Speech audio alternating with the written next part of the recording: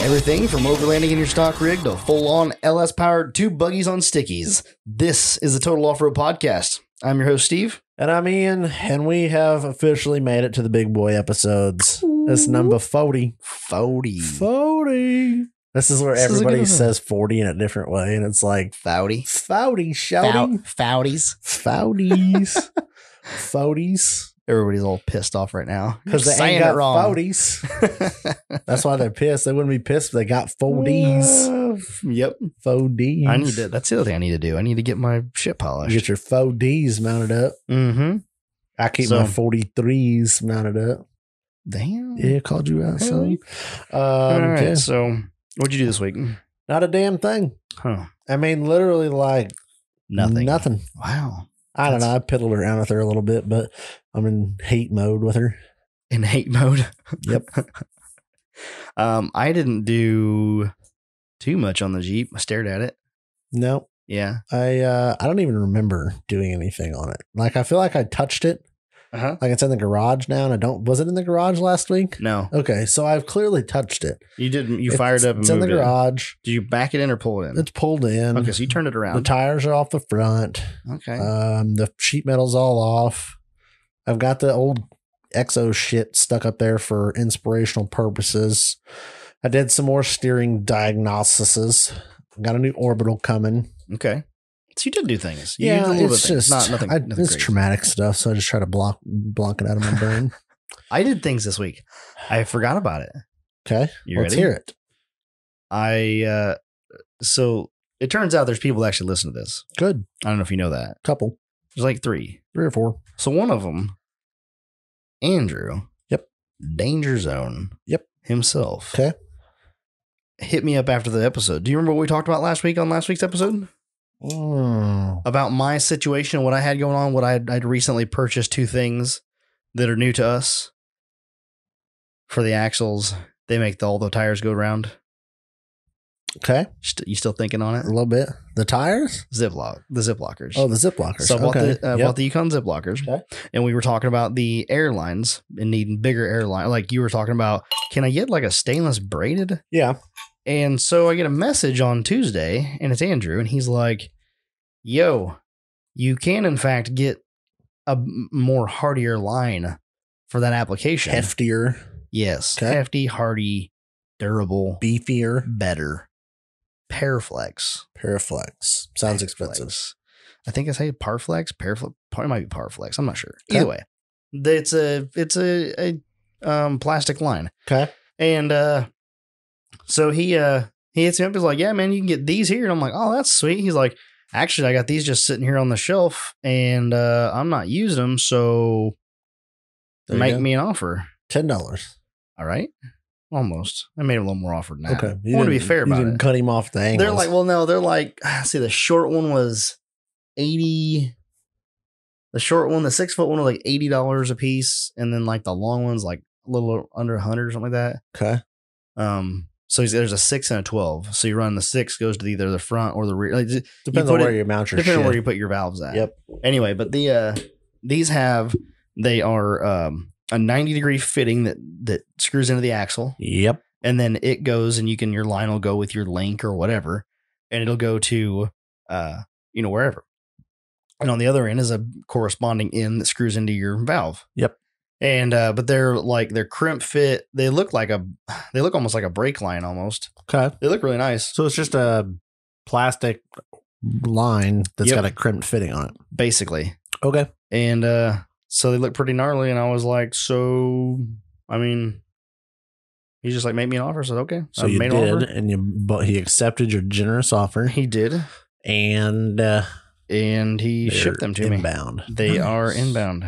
Cool. Where did he go? Are you going to bring them over so I can touch them? Yes. I will bring them to you so you can fondle them. Finger fondle. There you go. There's a picture of them. Okay. So it literally just looks like I'll post a picture on the plastic line. They should be here when this comes out. Okay. So he said they'd be here like Tuesday or Thursday. Okay. Tuesday or Wednesday. All right. Yeah. So he sent me that, and they're pretty cool. They look like they should work really well. Now you just need an air source. I think it must be Parflex. Parflex. Parflex. Which I think is sounds a brand. better. Okay. So anyway, nonetheless. So what are you doing for an air source? The less. TBD? Oh, well. Or I'm working on it. I am trying to figure out, I kind of want to run CO2. And I have various options for that. Okay. One option would be to build a regulator setup and run just like a 20-ounce paintball CO2 tank. Okay. You could just run that and just, because I mean, like, it's an air locker. They don't use any air. Yep.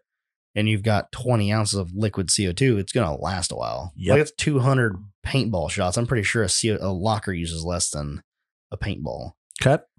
Nonetheless, looking into that, but would love to have a backup compressor just in case. What do you? So why not just go with a compressor and call it a day? I don't know. I like the idea of CO2. Why? I don't know. Because this is what I was getting. Because it's already a tank. Like, this is like a loaded question to get you to this point. Because I knew where you were going, and I was like, okay, why do you need both of them? Like, okay, backup. So I'm here to listen. Let's say you do pop a line. Yep. And your CO2 goes. Yep.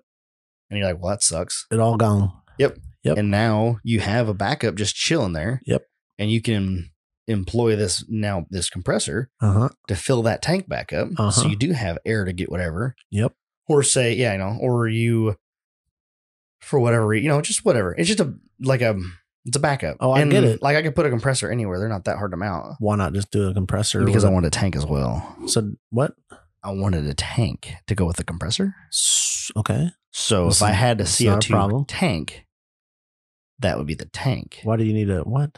You're going to try to fill your CO2 tank with an air compressor? You definitely could. Why would you need to? You wouldn't need, but if it was empty, you could. What? Why would you want to, on the trail, you're going to completely drain a CO2 tank. If it happened. And then you're going to fire up a compressor that you have on board. Yeah. And you're going to fill the tank. Why not just use the damn compressor? I think you're making this too hard on yourself. You need a nice Viair compressor. Okay. Get you a little like half-gallon tank. They're not cheap. I hook you up. Oh, you got one? I hook you up. Laying around. Yeah. Oh, I got a couple of them. Okay. So then you just put that in there, just a little air tank. Get your little Viair 400 compressor. Plumber into the tank. Yeah. Put a little fitting. Done. Huh.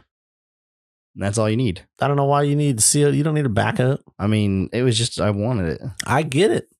I have a CO2 tank and I hate it. Why? It's bulky. It's cumbersome. It's annoying. You got to go fill it. It's always fucking empty. Is that the one in here? The nitrogen one? No, that's for my air shock. That's for like charging shocks. Oh, yeah. The other one, it's like I think it's a 20-pound tank. It sucks. Jesus. It's heavy. That's a big sumbitch. Don't fuck around. I was looking for a 5 or a 10. Yeah. So you still got to go buy a tank, and then you got to buy a regulator. So I did some things on that. I did some research on that. You'd probably do it for a couple $100. What do I guess? $340. Okay. That's tank, regulator, protective handle, the aluminum handle with a nice little thing on it. Yep. That is, and then also the mount bracket to mount it to whatever vehicle and hold it in place of the straps. Okay. $339 shipped. Yep. Or a Viair is what? Sub 400? Two something? Sub 300. Sub 300. And then you're done. And then you got like all the fucking whoop ass of air. Couple that with your Morflate. Oh yeah. See, that's the thing. That's what I was thinking. I was like, if I had the power tank set up, or if I had like a CO2 tank set up and set it to 100 pounds, I could run that. And, I could like use that with the Morflate if I wanted to, or I could have a compressor. I could use it with the Morflate if I wanted to. Just use your compressor. It would just depend on where I'm at and what I'm doing. Nope. Compressor. I still kind of want a CO2 tank. You can want all you want. I'm just telling you. I think you're going to like a compressor. Here's what I want to do. Unlimited air. I kind of want to buy a no-name or maybe even a power tank brand tank, okay? Okay. In matte black. Yep. Get it. Scuff it down. Paint it bougie blue. Okay. Just to drive around and have a tank because it looks cool. Tank hanging in the back. I don't think you need that. I feel like I should do it. I don't think anybody looks at your rig and goes, God, if he had a bougie blue air tank in the back of that, it 7 would be better. People just heard that and they're going to send me a message right now and be like, do it. I bet more people send you a message and say, buy only an air compressor versus both. Okay. You guys have my number. You know where to find me. Do it. Snapchat, whatever. Do it. You guys follow me on the snaps. You follow me on the Instagram. Just tell us all. You have all the ways. Okay. So a Viair VR. of your 400p or 400C. I don't remember. 400C. It's just a compressor. 400C. Let's see. Is this right? Yes. There's one here on Amazon Prime, 171. Shit. And you've got a tank. Yep. How big? I don't know. It's like a big. Where'd you get it? I can't tell you. Nondescript. Mexico. It's brand new. Brand new. Yep. Aluminum? Powder coated. Powder coated. Yep. Has mounts? Yep. How big around? 2 liter bottle? Why you gotta fucking want to know everything? Because you're trying to talk me out of a CO2 tank. You have to have the discretions. All right, you can open your eyes. Okay, I can open my eyes. Just don't flail the shit out of your arms. Ian hit the pause button, and then he was like, "Hold on." I was only gone for like 30 seconds. He's like, "Just give me a minute. I'll set you up." And now he's back. Was it less than a minute? It's a little over a minute. I made it through a couple songs. You ready? Yep.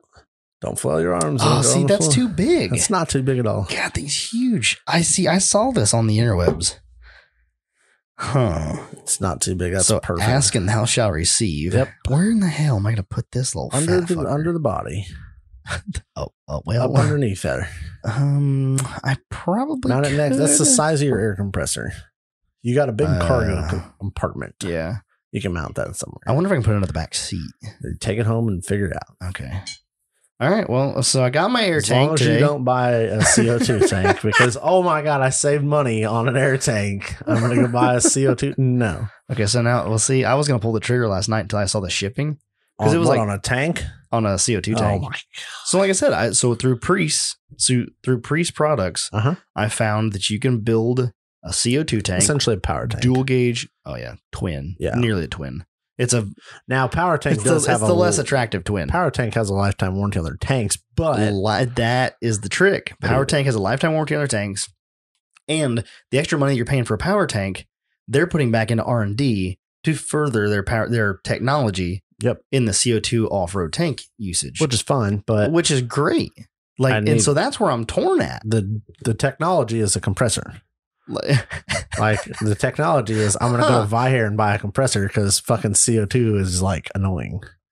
I don't know. I don't think you could run an air tool on an air compressor, like a little Viair. Well, with this you could, but on a CO2 you can. With this tank you could. Yeah, I've run an impact on my CO2 before, and the fucking regulator freezes up. And you just put this thing because this is probably good to 150 pounds. Oh, it's probably should be good to some air pressure. It is legitimately a China tank. Nope, it's an OEM air tank from somewhere. If you from look some OEM, without saying it, you can look behind you and you can probably guess what brand. Oh, well, why does this matter? You don't work for them anymore. I know, but you never know. You never know. The government might be out to get you. Government. So yeah, did Ian Boyce used to work for you? Yeah, yeah. I think it's off a on the internet 1200 series planner that's happens to be red. We need mount Kubota air clutches on there. Not Kubota. International. Yeah, it might be. Never know. The original. So that's all I'm saying is I think that with a compressor, done. Okay, well I have a tank. It's not bougie blue. You can paint that. It's powder coated. Oh, it is? Yeah, I'm pretty sure that's rough. Pretty powder coaty. I have to put some. I'll send it to the. You can do whatever you want to do. I have it wrapped. I'll just take a rinse zinc coated. Oh, gold tank it. And segue. So Ian has already seen him, so it's not as fun. Let me touch that because one. I couldn't. I want to touch. No, I don't want that one. That one's the one you fucked up. I don't know. It looks like it's missing some of the plating. It is like I don't know what happened there. And you're gonna. It's me. It's all me. I keep fondling. I feel like you keep touching it. Does this plating wear off? Is that it? I mean, well, I think the color changes a little bit if you fondle it too much. It's like a grade 8 bolt. So the more you touch it, the more it messes, or the more it does things. But the plating is not gone. The plating is still there. The zinc plating is still there. Clean. We just met. I kept messing, fondling. Yeah, you were sitting over there for like an hour and a half, rubbing the shit out of it. Like, will this come off if I keep rubbing it? Seemingly, it does wear at some point or to some degree. What do you do? But it probably still won't rust. No, it's probably the zinc coating's still there. Anyhow, so I have a 1979 Ford style F-150 or Bronco style Dana 44 axle. And with that, the brake caliper bracket is separate from the hub and the spindle and the knuckle. The being a 79, they're kind of old. And if anybody's ever worked on them, there's the way that the brakes go together is kind of interesting. The brake pads slide into the caliper, and then the caliper slides into this, like up into the bracket. And then these two pieces I'm holding here, you've got a slide, and then you've got this like, it's like a wedge bar, what I call it. It's like a tension bar. Sure. It looks like a leaf spring for an old Corvette or an RC car. The monoleaf. Or an RC car. Yeah, like a leaf spring for an RC car. Right. So you have this tension bar that goes on here, and then this all slides together up underneath the caliper.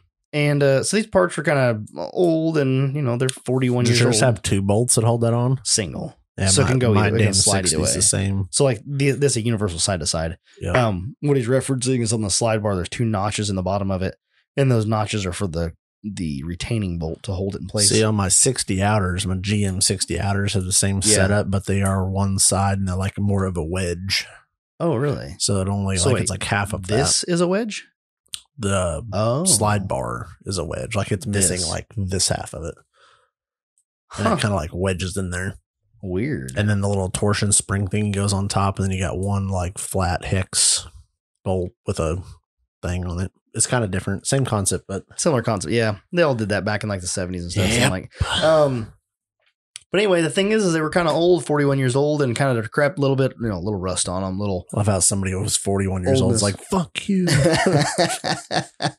Old and crusty. Well, this one was left out in the rain a lot, so if you're left out in the rain a lot and you're 41 years old, I'm sorry, you probably look a little rough. You're probably rough around the edges. Yeah. So what I did was when Chris Willie came and dropped off my Dana 44 and my 9-inch chunk from Complete Offroad. Yeah. While he was standing there, or no? Huh? You said dropped off? Dropped off? Yeah. Or you actually, I don't know, dropped it.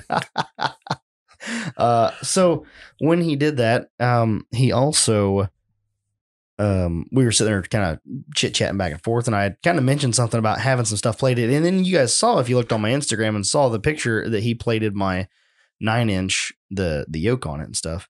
And I said, well, can I send some of this other stuff back? And I sent it back with him. And he's like, yeah, I'll get with Rich in the morning, and we'll send it over to the plating shop, which is connected to Complete Offroad Key City Plating.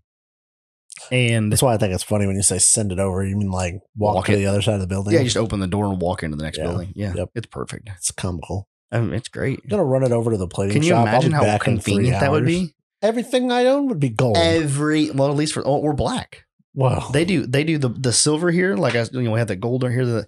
The silver. They do. I think he calls it silver or white. I don't remember. They do the nickel, and then they do the gold, and then they do a black Cool. zinc. Yeah, like you've seen a black zinc plated bolt. Yeah. And so they do a bunch of those things. He showed me a whole box full of black ones. I was like, oh yeah. And that's what I was gonna have Chris do. I was gonna have him do the other stuff in black, and I was gonna have him to do this in black, and he did it in gold. I'm like, I'm okay with that. I think it looks good. But he did, not only did he do my slides here that I was showing to Ian, he also did my brake brackets. So the entire brackets have been cleaned and sandblasted and plated. Fucking and I was like, hey, bud, you're getting somewhere. I know. I was so excited. He's like, yeah, I'll get with Rich and I'll get you a price on everything. I was like, cool, just get her done and ship her back to me. And he hit me up on, I think it was Wednesday. I was like, hey, I got your stuff ready to ship. I was like, cool. And he's like, oh, and don't mind that invoice I sent you. I was like, oh. And he's like, yeah, happy birthday. I'm like, you know what I got on my birthday? Not shit. Well, you're not playing your cards not right, important, I guess. I get it. I'll just go to incomplete. It's probably because you wanted race lines. Buy once, cry twice, ask once, never ask again. I'm just saying. I'm not trying to be a repeat customer. I want my one free item and I will move along. And I do consider a set of wheels one item. Yeah. He sent you some bolts. A bolt, not some bolts. A bolt and a sticker. I will give him credit for the large. I mean, it's still there. It's like a 12-inch sticker. It's nice. It rounds out the wall. I had to put it on the wall because I couldn't put it on the rig because I don't own race lines. Well, I mean, you could have donated it to me. I own race lines. Why don't you own race lines? Because someone didn't send them to me for my birthday. And I'm upset now. Maybe next year. How about for Christmas? I'll be a good Christmas present. See if we can get you set for Christmas. We'll have to talk to the right people. I'll probably have to go there. That's the caveat. Yeah. That didn't hurt. You have to go there. That probably didn't hurt. Yeah. Promise. I go so broke I wouldn't even be able to come home. It's bad. I like know. You walk in that place, you're like a kid in a candy store. You know what I mean? Like you see like girls get to go to all these shops around here that have all the things that they like, the clothes, the house goodies. I mean, I have the same thought when I go to the grocery store. Like, really? Yeah. Like, really? The grocery store. You're like, I like food. Sam's Club on sample day. Oh, yeah. Bro. Oh, dude, Costco's about to open. I know. We're going to go wear out the samples. I don't know what I'm going to do. I don't even know if I want to be in that store when it first opens. It's going to be a madhouse. It's going to be like Chick-fil-A. It's going to be nuts. And then the other thing is, I was saying that the girls and everything, like you get to go, like maybe when you go to like the home improvement store, sometimes you get in there, you get a little giddy, you find something you like. Can you imagine having an off-road shop? Yeah, no, it's that had all your things there. Yep. Oh, be great. That'd be bad. Somebody needs to open one of those closer to us, much closer. Nope. No, I spend enough money on the internet right now. I don't need to go in person. But think about if you could go there. I already have this problem where I like compulsively buy things from off-road shops online. Mm-hmm. Like how much it could get worse, I'm sure, but how much worse? Badder. I don't know. Or just don't know. Worser. Need to go out there and make the trip out there and check it out. Oh yeah, it's worth it. If How far is it? Like 4 hours, 5 hours? That's a drive. Just get in your truck. Go over there. Throw on your headset. Post on the Trail Riders page. You want to talk to somebody. I don't need a headset. I got Bluetooth in my truck. You'll be there in no time. The trip back was so easy. I was back home and I got back home. I was like, I should just keep on driving. Still got people to talk to. And see you later. I've only got, I think the next trip is the Trail Riders run in October. Mm-hmm. And that's, I don't know, I'd consider it a trip, I guess, but it's only an hour and a half away, 20 minutes, whatever. But it should be the last trip of the year, I believe. I got some plans for the buggy. I know, a shocker, I'm going to cut it up, but it happens. Well, it needs to be back on jack stands. Yeah. It's actually... it's on jack stands now just because I pull the front tires off because it's easier to work on shit without a 43-inch tire in the way. But make sure you take a picture of that. If you want to see it, you come over. Okay, I'll get a picture for you. The rear is going to get cut up a little bit, I believe. Are you going to change some stuff? Because you want to go a little bit. You want to have more room, not necessarily go lower. You just want to have the up travel. I want to get some bump travel built into it. Yeah. I couldn't see that. So did you put that plate on or did he? No, I put that plate on because that's where the rear winch goes. You thought that was high enough. I just don't. It's not until you get things together that you can really cycle them and see. That's why I hate building shit.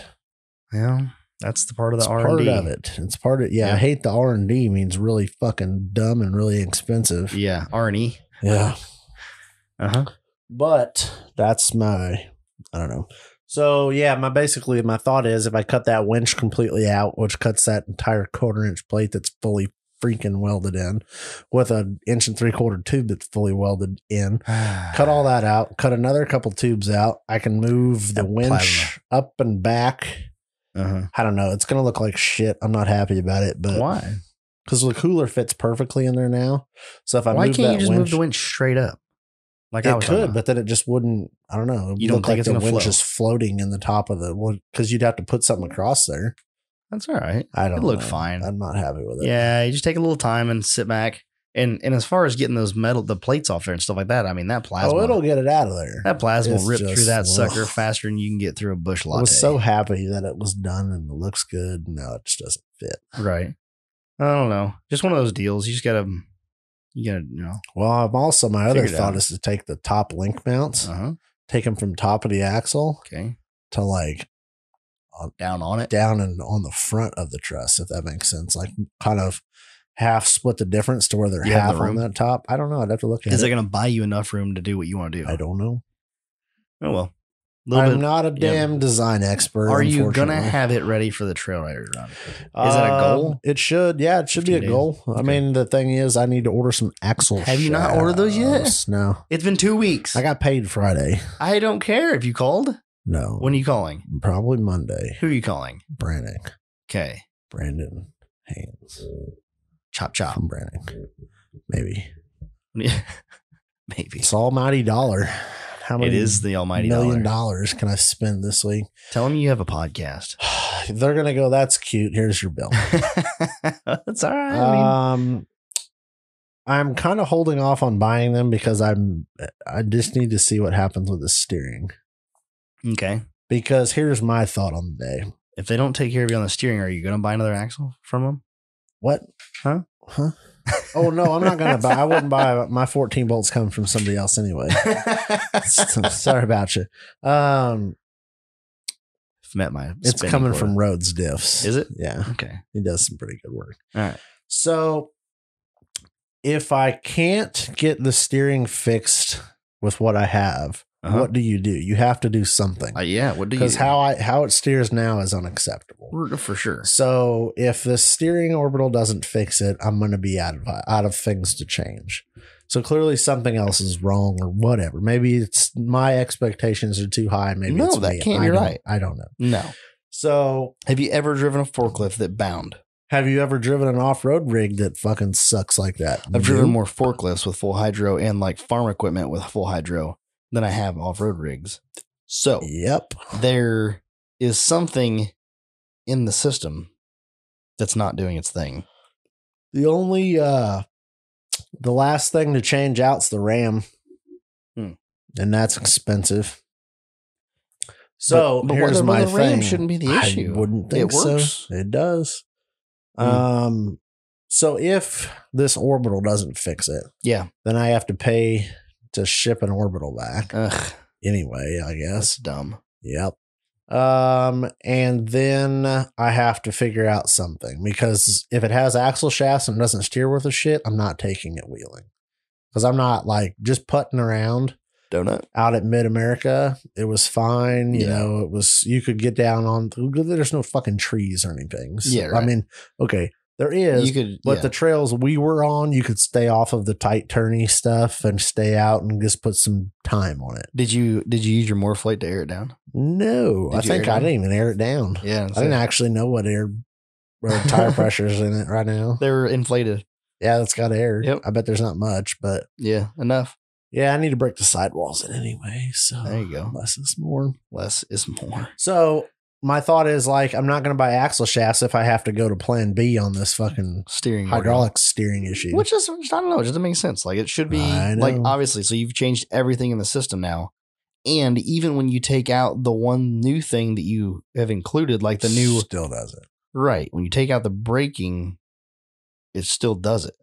Like, that makes no sense. The fucked up part with the Hydro Boost, and this is what I had to explain. I felt like an asshole, but I'm done being nice about it. Mm-hmm.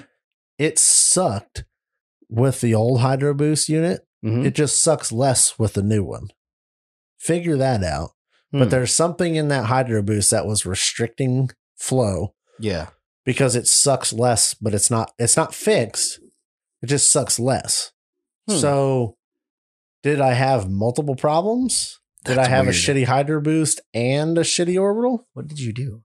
I have pissed off somebody wrong, and they are giving me all of the fucked up parts. This one says send back. Oh my God. So I don't know. So my plan B is expensive, but it'll work. What's your plan B? A gear pump. Yeah. Oh, really? Yep. That's expensive. Well, the expensive part is, the pump's like $700. Yeah. And the expensive part of that is that's not I don't know how much the bracket is to mount the pump. Oh. But it ain't cheap. Yep. So. You got to figure that out. But, because I've talked to people, I operated a vehicle that has the what's his name? Scott Tremarco. Okay. This well-known guy. You sure on that name? World. Tremarco. Sounds like a tough name. It is. It's odd. It makes me want to say it different than it actually is, and I'm pretty sure that's who it is. And I've talked to him. Yeah, Tremarco. How would you say that? I don't know. Tremarco. Yep. Tremarco. Yeah. So anyway, there's a lot of guys who are racing that run his pump. Yeah. And Hydro And they Boost. like it. The common theme is that they are running a stock Hydro Boost, as in not ported and flowed, because the flow from the gear pump is so high. Mm-hmm. You can push it to the Hydro Boost. You can push it to the Orbital and have good steering and good brakes. Oh, nice. So with Berkey's setup, because you're running his Orbital currently and his high flow, you're running the pump that they recommend. Yep. The only thing in the system that is not what they recommend or that they don't sell is the RAM. Yep. Like, it's all their stuff. Yep. It should be working. Yeah. Yep. And in this, you've changed the pump. Yep. So you swap the pump, you swap the brake booster, and now you getting ready to swap the orbital. Yep. And still no luck. Nope. That's weird. Yep. I don't know. I'm like, what do you do? Far over it.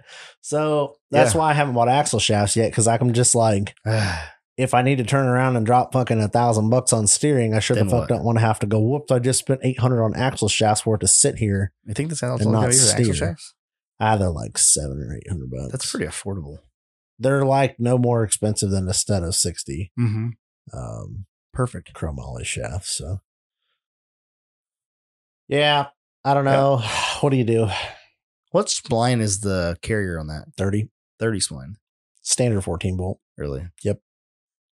Standard 30-degree pitch splines? I would imagine so. Huh.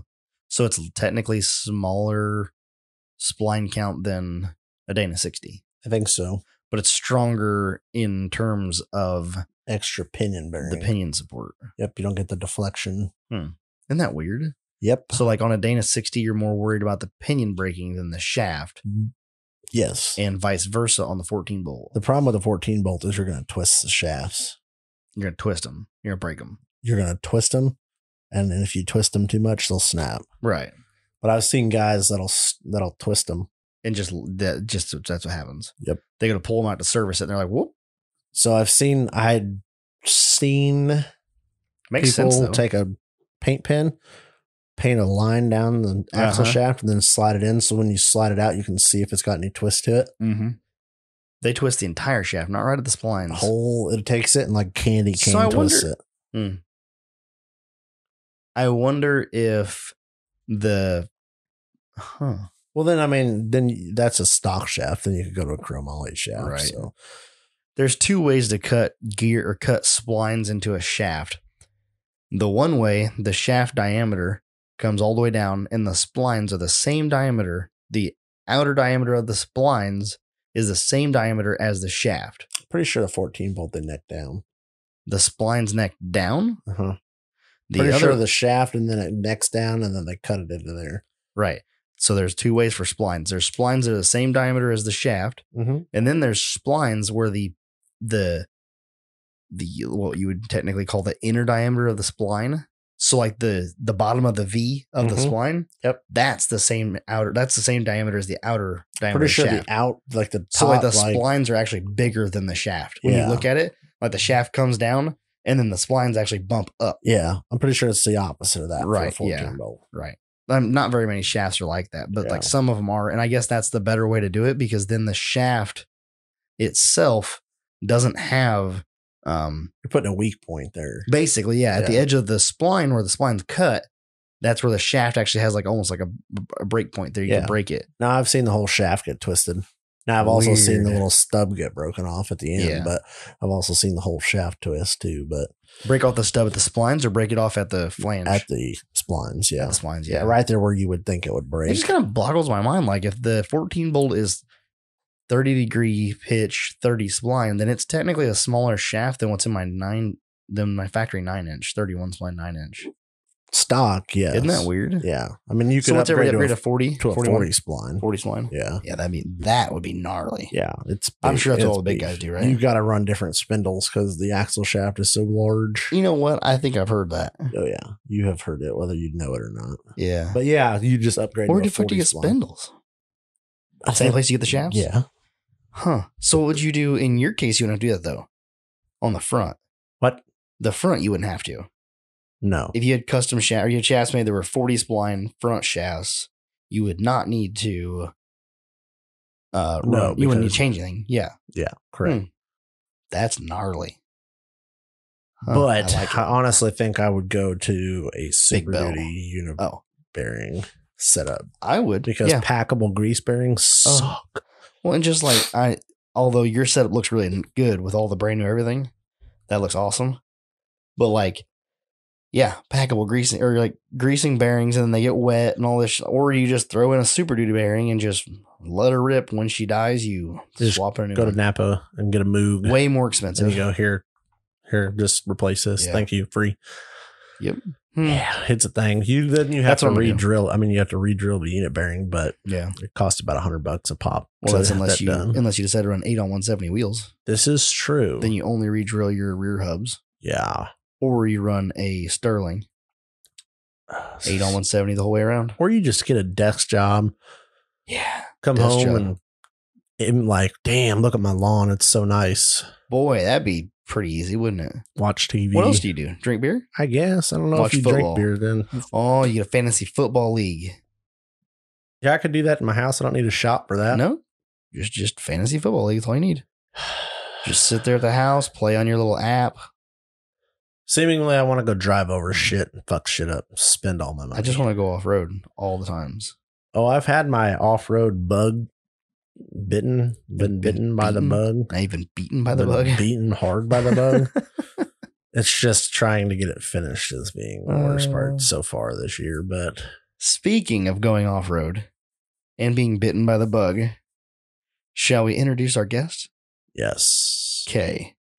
So, our guest this week is Derek Lassini. Let's give him a call. Hello, this is Derek. Derek, what's good, buddy? Lots is good right now. How are you? Welcome back to the Total Offroad Podcast. Yeah, it's been a minute. You sound excited. Like before the trip, you kind of had this like, I'm forgetting something. Like, oh my gosh, I have a lot to do. And now you're just like, what's up? How's it going? Yeah. Like, it's kind of awesome. Yeah, I guess before the trip, I mean, I had my to-do list. Everything was checked off. But, there's always something that you forget. Did you forget anything? And, no, now everything went well. So I'm very happy. And truck's been driving for 6 or so hours already on the highway and no issues. So I think, knock on wood, I'm home free. But yeah, it was an awesome trip. I'm in the middle of South Dakota. I can't remember. Kennemac? Somewhere. It's like a one gas station town. Perfect.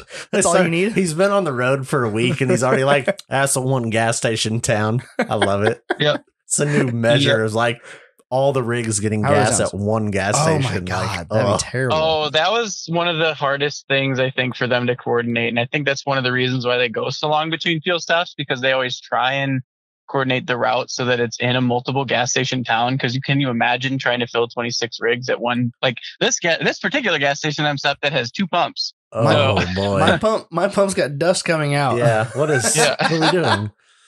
I actually stopped at one that had the gas pump. The diesel was still working, but they had run out of gas. So. Wow, that's gotta be terrible for business. What do you do then, though? I don't. You just put a sign out there that says, no, sorry. I mean, like, if you need gas, what do you it like? It literally had a sign that said no gas. Yeah. Well, thanks. No I'm gas. On E. No gas for 126 miles. Okay, I'll make it. Get to the next gas station. No gas. Oh. Yeah, that's what I mean. SOL. Yep. So anyway, so you went to Ultimate Adventure. I went to Ultimate Adventure 2020. Yes. And it was amazing. It was so cool. And it was different. We'll get into why, but it was a little different than I expected, but it was everything I expected too. Yeah. Was there a lot of stopping for like camera stuff? I thought it was going to be bad. I would say probably about 10% of the time we're waiting for camera stuff. The camera crew did a really good job of like not impeding progress too much. But obviously they got to document everything because that's what the sponsors want. It's got to be good footage. Otherwise, we're not going to get sponsors the next time. Well, or we're not going to be able to watch it. And then all of us will be upset, not just the 14 of you there. Yeah. Yep. Or whatever. How many people were there? There were 46 or 47 people and 26 rigs. Oh, God. Wow. 26 rigs. It was bananas. That's a lot. I mean, I saw the live feeds and stuff like that, and I was like, oh, it seems like a lot of rigs. It was a lot of rigs. Actually, I don't know if it was the most rigs on Ultimate Adventure yet, but it was definitely one of the top ones. Shit. And then another milestone, I think, for this ultimate adventure is they said this is the dustiest ultimate adventure yet. Was it that by a bad? significant margin. Oh, really? Yeah, it was bad. I mean, they hadn't had any rain. So they hadn't had any rain for like, I don't even know, weeks. So when we talked to you last week on the mini-sode, on the midweek mini, you were packing. So then you drove. How many hours did you drive to get to your first stop? Yeah, so last week I was packing, and you can probably tell there's a different tone in my voice, as Ian pointed out, and you'll probably put that on the blooper reel because the audio quality was crap. But yeah, so now that the trip is over and everything's working okay, I'm in a much better mood. But anyway, yeah. So the trip started in Kalispell, Montana. So it was 24 or 26 hours from Chicago. I can't remember. I broke it up over 3 days. I probably could have done it in 2, but those would have been pretty long days. Yeah. And then I picked Trevor, my co-driver, up in Billings, Montana. So about 6 to 8 hours from where we were going to start the event. And we got there a day early because if you're familiar with Montana, Kalispell is just outside of Glacier National Park. Oh, nice. And they sent us an email because originally they wanted to go through Glacier National Park before the event. But due to some closures due to COVID and some of the wildfires probably affected this as well, they said, no, we can't. We just don't have the time to do it now on the event. So we really recommend you get there a day early and spend some time in Glacier. That's that's funny. I actually had a buddy of mine in Glacier National Park this last week.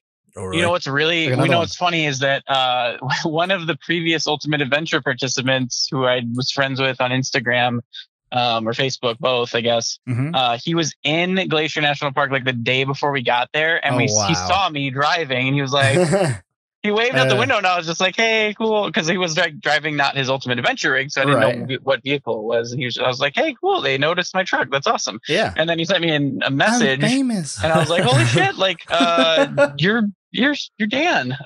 So it was really cool. He was excited. He's like, he's going to Ultimate Adventure. Yep. Yeah. I mean, he knew I was one of the finalists. I just hadn't told him where, obviously. It was just like super coincidence. Yeah, that's awesome.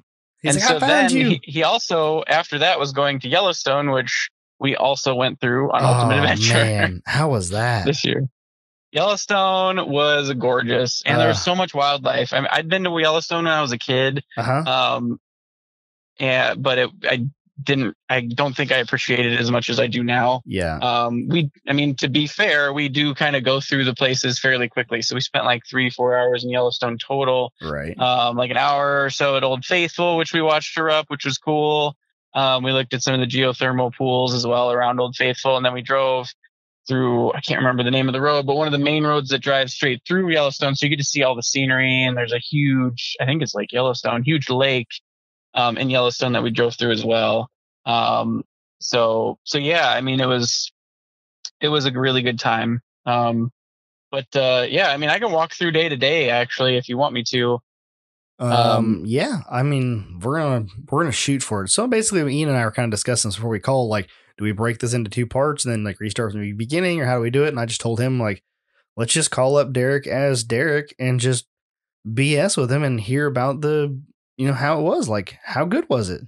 You know what I mean? It was really good. So I guess let's just start at the beginning though, because Trevor, I picked up Trevor in Billings, and on the way out to Billings, I noticed there was a little bit of like gear oil on the tailgate. So I picked up transfer case output seals. I looked at them, and they were pretty wet. Picked those up at the Napa, picked Trevor up at the airport, and we drove to Great Falls, which was like 2.5-3 hours from Billings. And then we fixed it in the hotel parking lot, roadkill style. Did you guys video that too? We got pictures. We were both working on it and covered in gear oil, so we didn't really get too much video of that. Okay. I was gonna say we're gonna need to get the footage of that over to the editors so they can get that into the show. Yeah. It would have been good. Yeah. Like if you had like a legit camera with you. So I mean, just have someone document it for you, so you and Trevor can enjoy it, and then like there's a little guy that just is everywhere. Next time. Yeah. I mean, Matt or I would have signed up immediately for that job. You're going to have to ride in the bed, though. You're like a tool at that point. That's perfect. Yep. Yeah. So actually, they did. What was I going to say? Last year, one of the sponsors would offer power products, and they had one. They basically had that. They had like a guy documenting for them.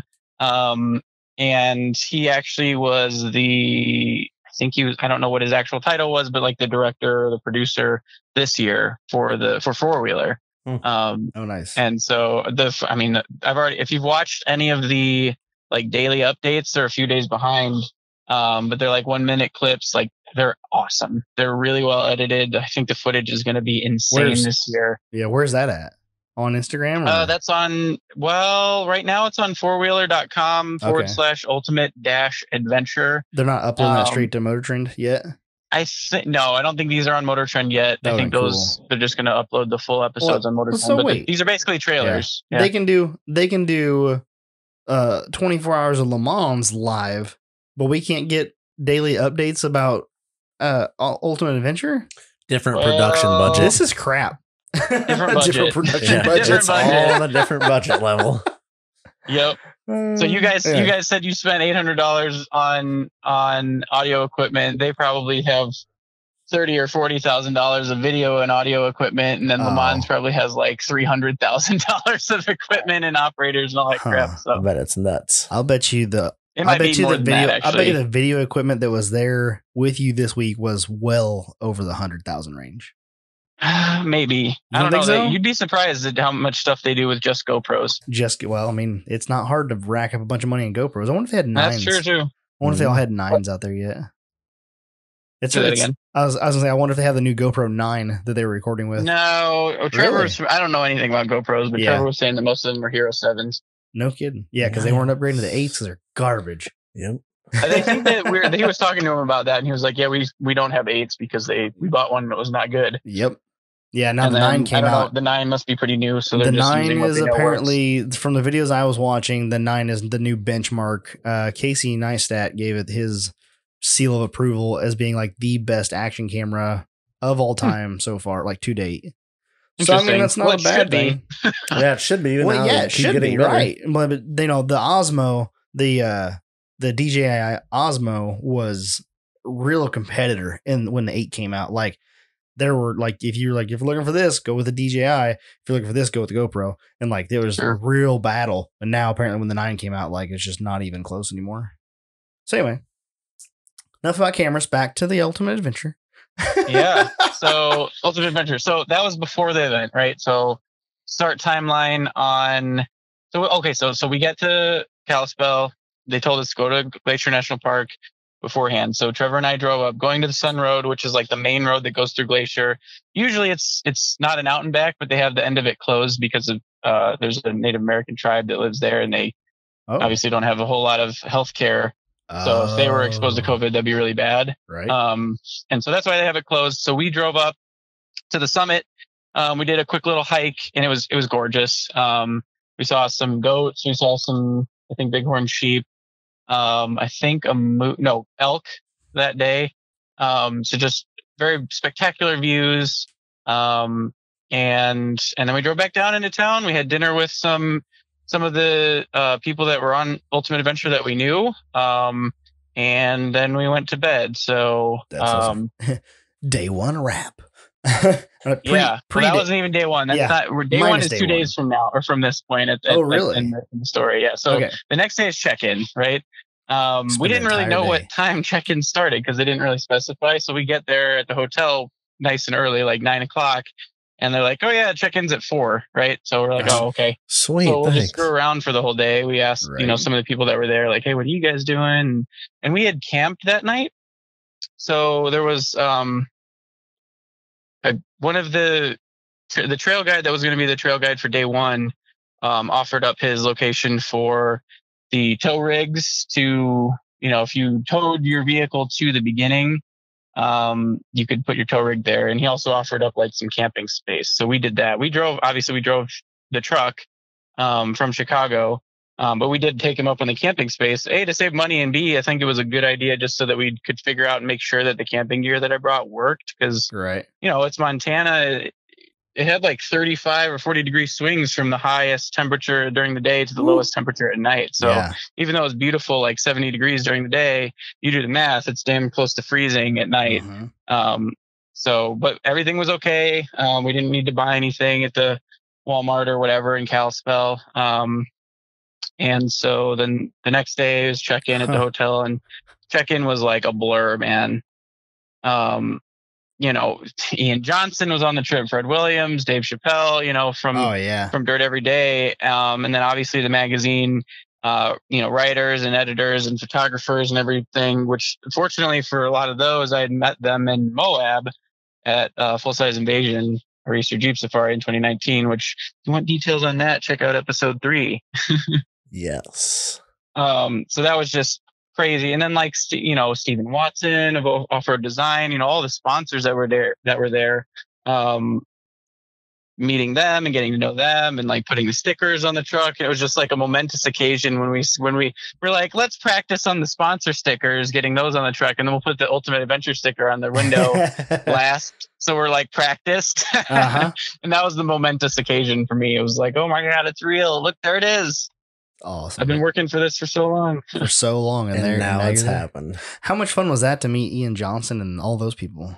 Yeah, so got to know like all of them over the course of the week, and they're all super nice. Like there's always that worry that like you meet a celebrity or like your heroes, and you're like they're like, oh, they're gonna be a jerk, but no. Trevor and I got pretty close to Ian Johnson, which is really cool. He's a super down to earth guy. He lives, I should say, four-wheeling. I mean, you've seen his show. That's him in real life. He can talk about it for hours and hours and hours. And he knows what he's talking about. It's not a facade. It's his lifestyle, right? So, and then Fred and Dave, they're a little bit more reserved, I would say, than they are on camera. But they're also super nice, right? They know their stuff as well. They're fantastic drivers and rock crawlers. And it was crazy. I mean, like getting to know those guys more than just saying hi at like a trade show. Was really big cool. Whole different dynamic.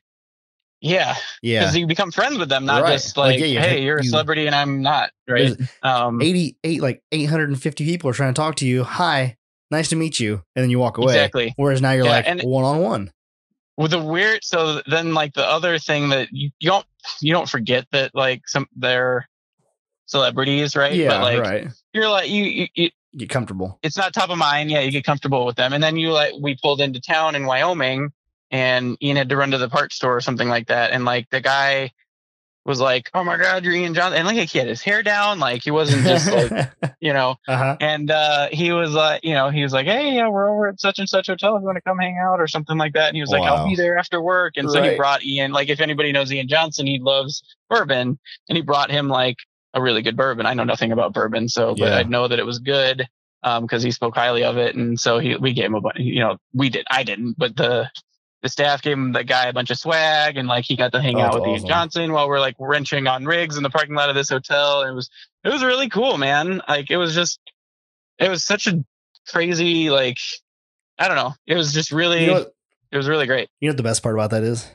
For Ian Johnson, just another day. Yep. Like I invited the guy from the parts house to come hang out. No big deal. Yep. That guy, we'll talk about that for the rest of forever. Yep. Dude, exactly. I met Ian Johnson at work, and then I took him a bottle of bourbon, and I got to hang out at the hotel with him, and they gave me a bunch of swag. Like that dude is so pumped. Yep. Right. Did you give him a TOP sticker? Like, he's not like a Hollywood celebrity, like per se. Like he's. Oh, come on. Well, okay. Sorry. He's not you, literally Hollywood, California. So. not you. We had a incoming spam call. Incoming spam call. We're doing stuff. Can't avoid that one. Nope. Sorry. Yep. No, yeah, he's not like a Hollywood, California celebrity where he like every single person in the whole entire world knows him, and like, just the right like amount. He made a comment like, if you recognize me with my hair down, like you're a true fan, right? So I was like, that was how you wouldn't cool. recognize you. Someone's walking up, you're like, boy, that walk looked awfully familiar. Yep. And then he starts talking, and you're like, there's a Canadian accent. Boy, I've heard that. Dean Johnson. Yeah. So anyway. So that is check-in day. right? That was check-in day. And then, we had our driver's meeting that night, and it was basically like, okay, or no, sorry. So then while we're stickering up, they're going through the list of requirements, making sure you have roll cage, first aid kit, yada, yada, yada. And then you sign in, and it was a little different than normal. Normally they just have everybody, all the stuff out there, and you come and pick it up. But because of COVID, we had to do it like groups at a time and stuff like that. And then yeah, it was basically like we hung out in the parking lot and we got some pizzas, and drank some beer, and it was great. Was it good pizza? It was good pizza. It took forever to get there though. So yeah, well, good pizza takes good time. Yep. That's right. So you go to bed, you wake up the next day, you guys, where's your first stop? Driver's meeting. Yes. And that was like, if you've ever watched Ultimate Adventure footage, driver's meeting, they yell it real loud. Mm-hmm. Everybody gathers around. We had to be like 6 foot socially distanced and masked up and everything. That'll be interesting to see. Be part of the event. Uh-huh. It was, for me, it wasn't a big deal, right? Yeah. Like we had to do COVID checks every day. Oh, wow. Get our temperature like checked with the, cordless touchless thermometer. Mm-hmm.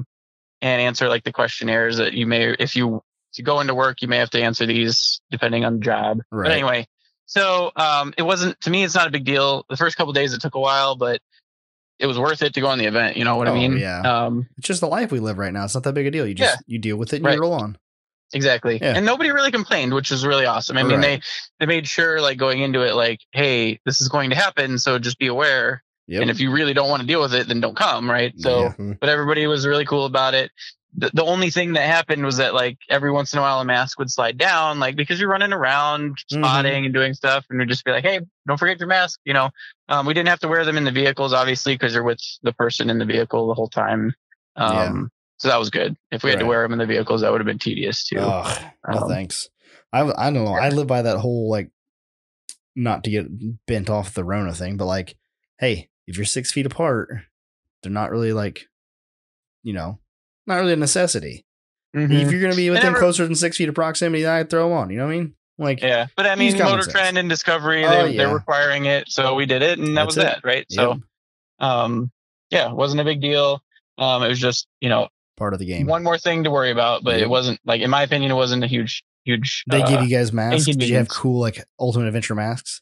We had, so I thought they would, but they didn't. They gave us the shirts as they usually did, but some of the sponsors gave us masks. So like Voodoo Ropes gave us a mask, Warren gave us a mask, Skyjacker gave us a mask. I think that was it. Did Warren give you a winch? Warren helped me out with a winch. Yes. Nice. Yep. That was actually one of the biggest things. So wait, where'd your other winch go? It's in the garage right now. Asking for a friend. Yeah, asking for a friend. It may make its way onto the rear bumper of my truck. I'm not sure yet. Nah. That would be handy. Seems like it should make its way on the front bumper. There were 2 opportunities on Ultimate Adventure that I was like, man, if I had a rear-facing winch, just would have helped a lot. But. Yeah. Yep. Huh. Well, anyway. So I digress. Yeah. So that's day one. Okay, so day one. Sorry, I'm checking my notes. So day one, we went up to Wild Bill OHV Park, which is it's interesting place because it's in a national forest. Yeah. So basically is just dirt roads, but they have these man-made obstacles that like go off to the side. So you could take any vehicle on this trail you wanted, even like a Honda Civic just about, and drive the whole trail if you wanted. You wouldn't be able to do any obstacles, but it's kind of like, okay, look, there's an obstacle on the right. Let's hit it, and then you get back on the thing, and then 100 yards up ahead, there's another obstacle, and then there's like a play area. So it's kind of like the quarry. Yeah, that the play area is kind of like a small quarry. And then the obstacles off the side of the road, it's not really like anything I've seen before, but but that's kind of like, it was pretty good. That's kind of how the quarry is at the Badlands. Like you go into the quarry at the Badlands, you can drive all of that, in the park with a stock Honda Civic, like in the quarry area. And then like you have all these like little things. Like when you said there was one off to the side and you could try it, the first thing that came to mind was right across from the hay barn. Yeah, that V-notch like right there. V-notch thing. Yeah, like that's the first thing I thought of. Like, oh yeah, that'd be perfect. Like you just drive along, like, oh, there's one, do that one. That's basically what it was, except it was man-made. So it was like typically dug out, and then they put like old trees down to like drive over, and sometimes concrete blocks or Is like it challenging construction truck tires. I would say it was a really good like warm-up day. There were some challenging obstacles in like the play area, and then there was like these two huge, like, not bulldozer, front end loader tires, right, that you can like drive over. Like I didn't get a chance to try that one because one of the vehicles, like their front drive shaft separated like right going over that. Yeah. And so we couldn't hold up the group. We had to go around. But anyway, but yeah, that day was a good warm up day. I would say it like kind of broke everybody in. There was some breakage, and I can't remember exactly what it was, but one of the rigs, the front drive shaft separated is the only one I remember, but yeah, mine. So we had gone on check-in day. So I'm going back. Sorry. We had gone up to this place up close to Canada. And it was this like off the grid, like, mercantile place that supposedly had really good huckleberry bear claws. So we did that. They were awesome. They probably the best bear claw I've ever had. But the whole way there was washboard roads. It was bad. So like we get halfway up there and I'm like, we need to air down. This is crazy. Like things are vibrating and like falling off of things. And so we aired down. That helped a little bit. But all that vibration, I think, like messed up the power wire for my air locker solenoid. So like we get to this first trail and I'm like, I should check the locker. And I click the button and nothing happens. I'm like, dang it. What happened? Cause I checked it before I left and it was working. But it took like 5-10 minutes after we had stopped. And I basically was able to figure out, that the wire just like worked itself loose. So we just recrimped it and on our way, it worked the rest of the trip. So, so yeah, that was a good warm up day. It shook out a lot of issues that some people had. We also were introduced to the dust that day. Dust. Because if you can imagine 26 rigs driving on dirt roads when there hasn't been any rain for 2+ weeks is a very dusty situation. I bet that's intense. Yeah. And Payway used to do this, I think, on every Ultimate Adventure. There was a windows down rule during the trip. So even if you had a full cab, you had to have your windows down at least to kind of equalize with the people that, have like tube chassis. No. So I disagree. Yes. Yeah. Well, I brought my windows and I have like, if that's the case, that's what I'm saying. Like, I did not know that this was going to be a thing. Otherwise, I may have been more convinced to make half doors for the trip. But it's okay. I would have told him, he's like, no, you have to have the windows down so that you can be like the two buggies. Well, no problem. But they're going to need to hold a piece of glass when they're trying to get through a tree. Yep. Like, you get into a tight spot, I'm going to need you to hold that piece of glass right there. Yep. Like, there is a trade-off here. So anyway. But it's okay. I mean, it wasn't super bad. There were parts where we had to like pull our masks up. Actually, it was a good thing we had masks because it helped a lot. Where we had to pull our masks up because there were like a tailwind or a headwind. Actually, I think tailwinds were worse. Yeah, because you're just cruising along and you're eating your own dust. If it wasn't blowing, it wasn't too bad. So we made do. It wasn't the end of the world. But it's dusty in here right now. It's like every time I smack the seat and like a poof of dust comes out, and I had to change the cabin air filters, even because like when it got warm, we'd like run the fan at least to get some airflow, and that would suck in a whole bunch of dust too. Yeah, that's just part of the game, I guess. Yeah, and they told us that going into it. So I brought like a spare engine air filter, and I don't think it wasn't actually that bad. I checked it midway through the trip and like shook out some of the dust, and I think because I just have the factory one, it pulls air, and from the fender, it wasn't getting a whole lot of dust, so that was good. Yeah. But anyway, first day done, no major breakage. We went back to the hotel, and pretty much every night we like hung out for a little bit if there was time, and if it was in a hotel, we just like hung out in the parking lot, and then the other days we were camping. So that night was the last night that we were in a hotel for 3 days. So they told us, go to the grocery store, get all the food you need for 3 days, bring the water, whatever.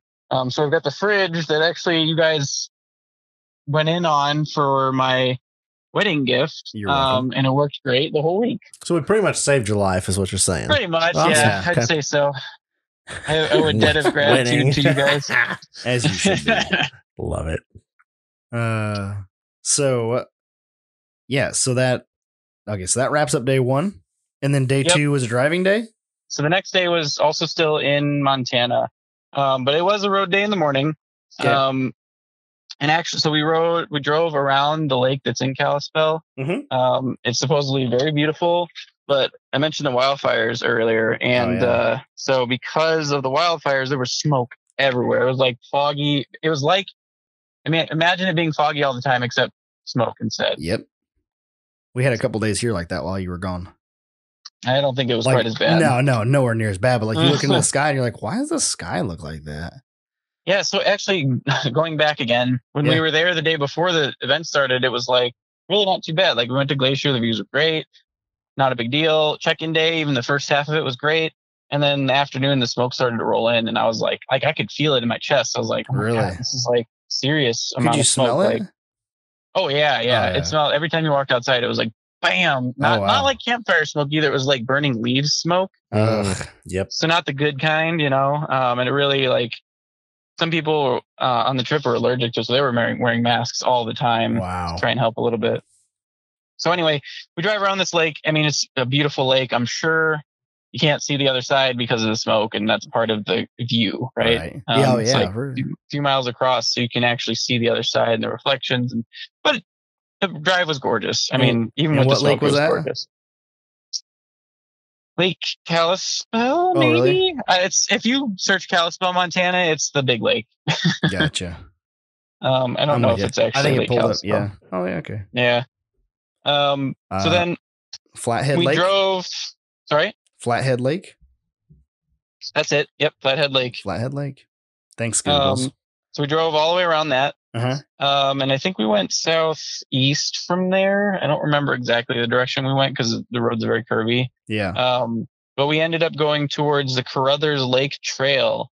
However, during that trip, one of the cronies' vehicles caught on fire. What? Nice. And so they got it put out, but they had to basically rewire it. Unfortunately, it was a pretty simple. I think it was like a 350 that had like a Holly Sniper EFI system on it. So they had to rewire that to make it work. And then he didn't actually have any issues the rest of the trip, I don't believe. We're not inviting that guy back. No.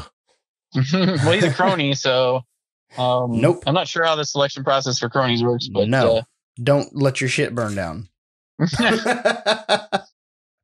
So anyway, so the way that UA works is that the cronies are actually there so that if one of the readers or the sponsors breaks down, the cronies can stay with that person and they have the map, right? They know where the next location is, and they can coordinate with Trent McGee, who's the one that plans everything, where to go next, right? So they spent like 3 or 4 hours rewiring this truck to get it running, maybe even longer. So they missed the whole drive around the lake, and I think.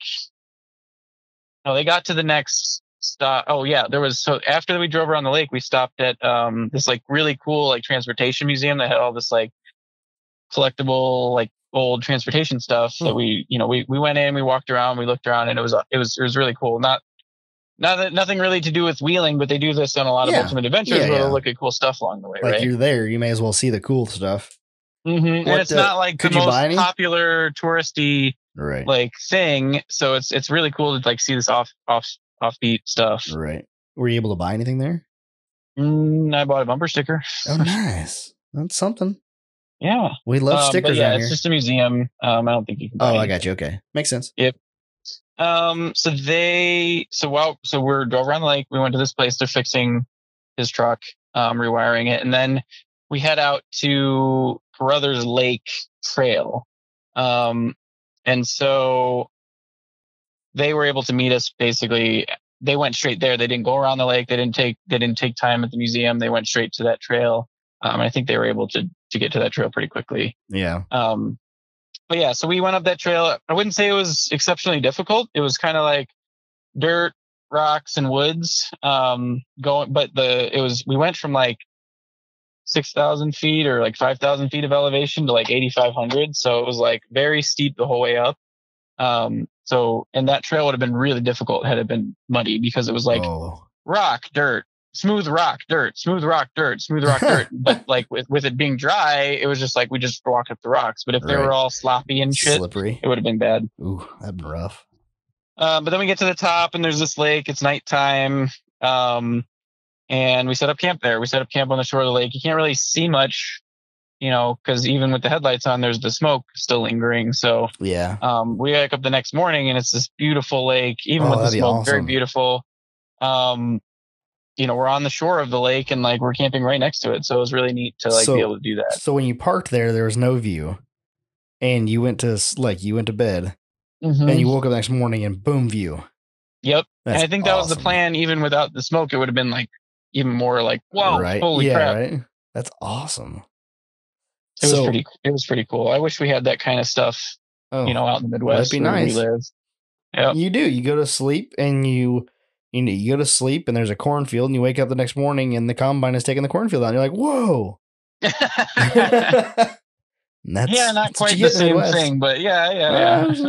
Depends. I guess I mean, like, I wish there were trails where you could like, drive to a place, and I guess you could do this without wheeling to them, but like drive to a place, go off-roading, camp at the top, and then come back down, right? Or something like that. Yeah, that would be awesome, just to be able to. Yeah, see, and that's what like with the guys up in Michigan, they have that where there's like, oh, I've set this destination, and the only way you can get there is to have a vehicle that's capable enough to get there. Mm-hmm. Yeah, I wish that Illinois had some of that, but mostly it's all been turned into farmland. So, yep, kind of a bummer. So anyway, so day 3, we went back down the trail because it's an out and back. And the trail wasn't any more. It was less difficult going down, especially since it was daytime.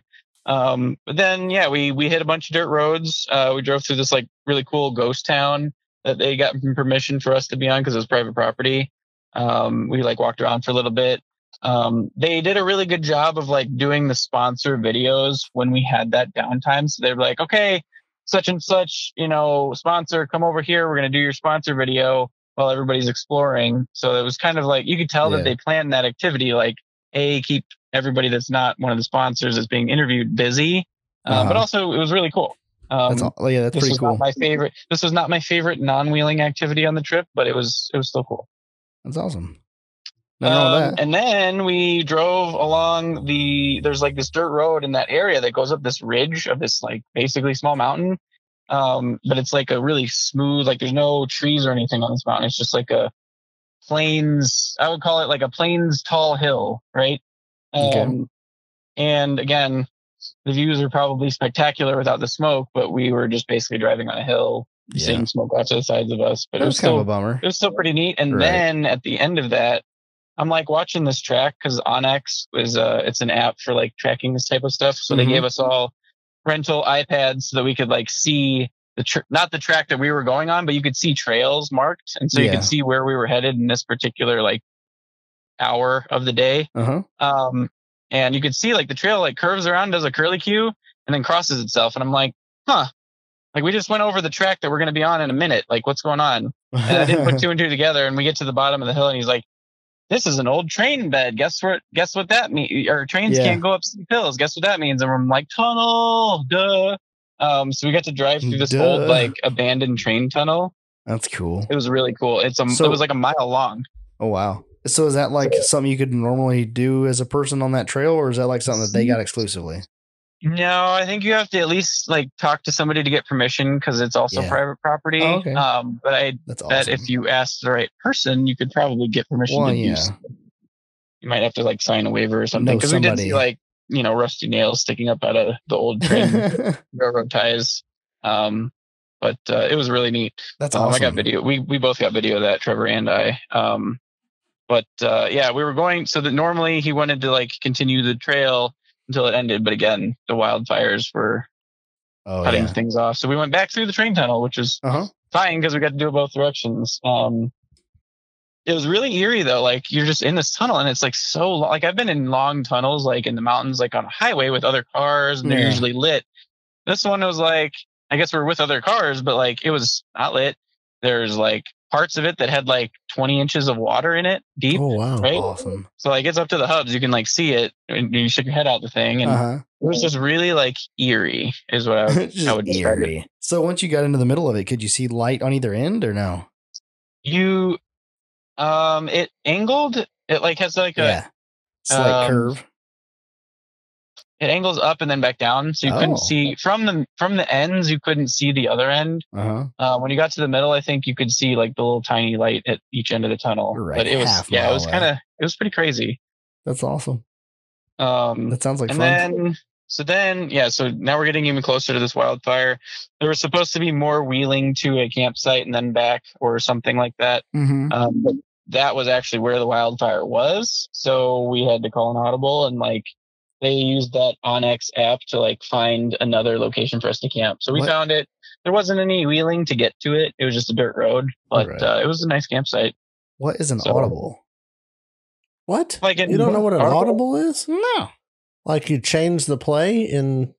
Nope. You don't... Derek, I don't know what to tell you right now. Other than this is what I got. I was like, you never heard of like call an audible in football? Who ball? I don't watch football, and I very descriptively know what an audible is. Sports go sports. Huh. I don't follow sports ball. Well, audible is to like change on the fly. All right, sounds good. Okay. Just hadn't heard that in return. I was curious. Really? Yeah. It blows my mind. Steve, you learned something today. You got educated. Thank God. You're welcome. Believe me, we recorded the mini-sode before this. We learned things. We learned lots of things. Yeah. I bet. Brian's a really sharp guy. If they catch it, they'll catch it. So, back to calling an audible, which is a change on the fly. So, Trent McGee, the guy planning the whole thing, he found another place for us to camp, which was cool. It was really like down by this little creek and everything. So, if the creek wasn't like 20 degrees or whatever it was, freezing cold, you could have like showered, but I didn't have the... Ooh, you don't like cold showers? Cold? Not that cold. I don't like to... not that cold. That's the thing right now. You're supposed to do that. And I did like dip my hand and like clean off my hair a little bit because of all the dust, but that was about it. You were like, oh God. Exactly. Pull out a square ice cube. Yeah. Yeah. Well, because it was also nighttime by the time we got there and started to get cold. And I think that was the coldest night. I think it dropped down into the 20s. Wow. That night. So, and you were tent camping. Yes. And tent camping. So I had gotten a 15-degree sleeping bag, and I borrowed another one from a friend so that Trevor would have it too. And that worked. That was pretty good. We wore like some clothes underneath the sleeping bag, and neither of us were cold. That's good. It does suck when you have to get up and pee in the middle of the night. You're like, yeah, you don't do that. You just hold it in. Yep, you try to. Just but go, when you drink man. beer Just the night go. before, it sometimes there's no holding that in. Oh, that'd be terrible. Wake up at 3 o'clock in the morning, like, no, I'm just gonna pee in it and buy another one. Yep. So there were some issues that day. Like one of the rig's fuel pumps kept vapor locking, and they couldn't figure out why. They like changed it to a new fuel pump and that's weird. Put some heat shielding on the lines. But this guy had driven it to Alaska the year before with no issues, so it was really strange. Huh? The fuel pump. Couldn't figure out why it plagued that vehicle for the majority of the trip. I think like an engine mounted fuel pump, or like in the tank. No, it was a frame rail mounted one, I believe. Wow, that's wild. So, but yeah, the everybody kind of agreed that in-tank fuel pumps are probably the most reliable when it comes to that because you've got all the fuel in there to help cool it down. You know? So I was happy to have. So my fuel pump started making some really crazy noises, and it's done this before when we go off-roading. It just gets not crazy noise. It just gets loud. It's like you know. And so I bought one when we were at Napa just to have in case it did shit the bed. Just in case. Well, that would have been a fun repair. Huh? That would have been a fun repair.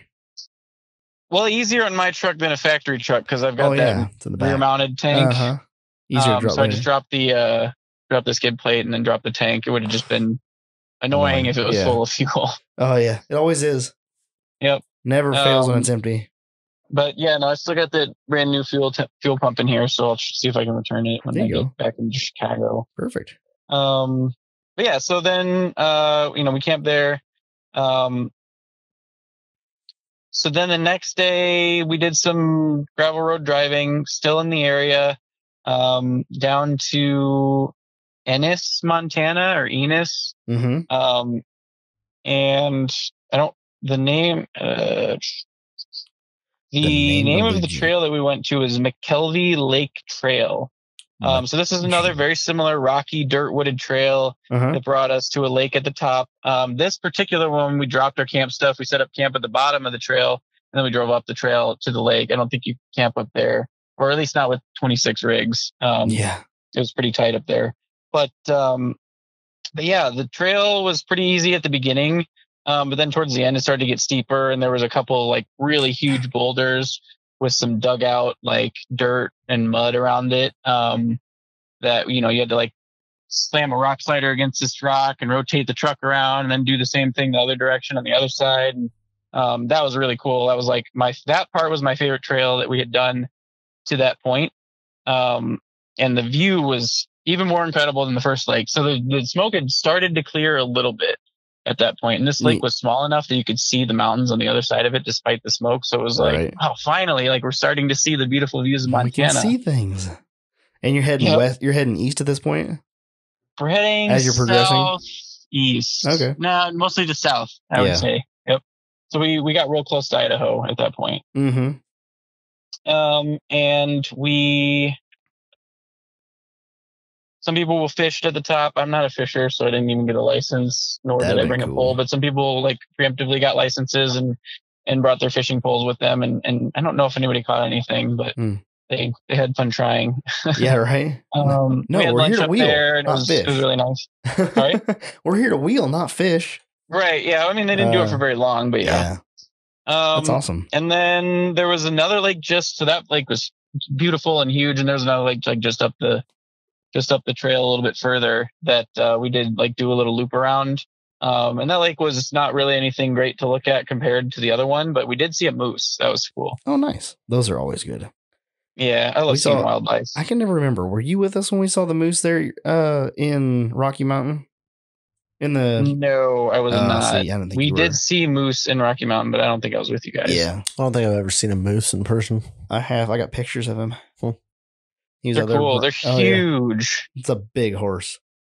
Yeah, it's a big reindeer, basically. It's a big reindeer. Overgrown reindeer. It's a very, very big deer. I think they're like close to, some of them, like the big males are close to 2,000 pounds. They're big.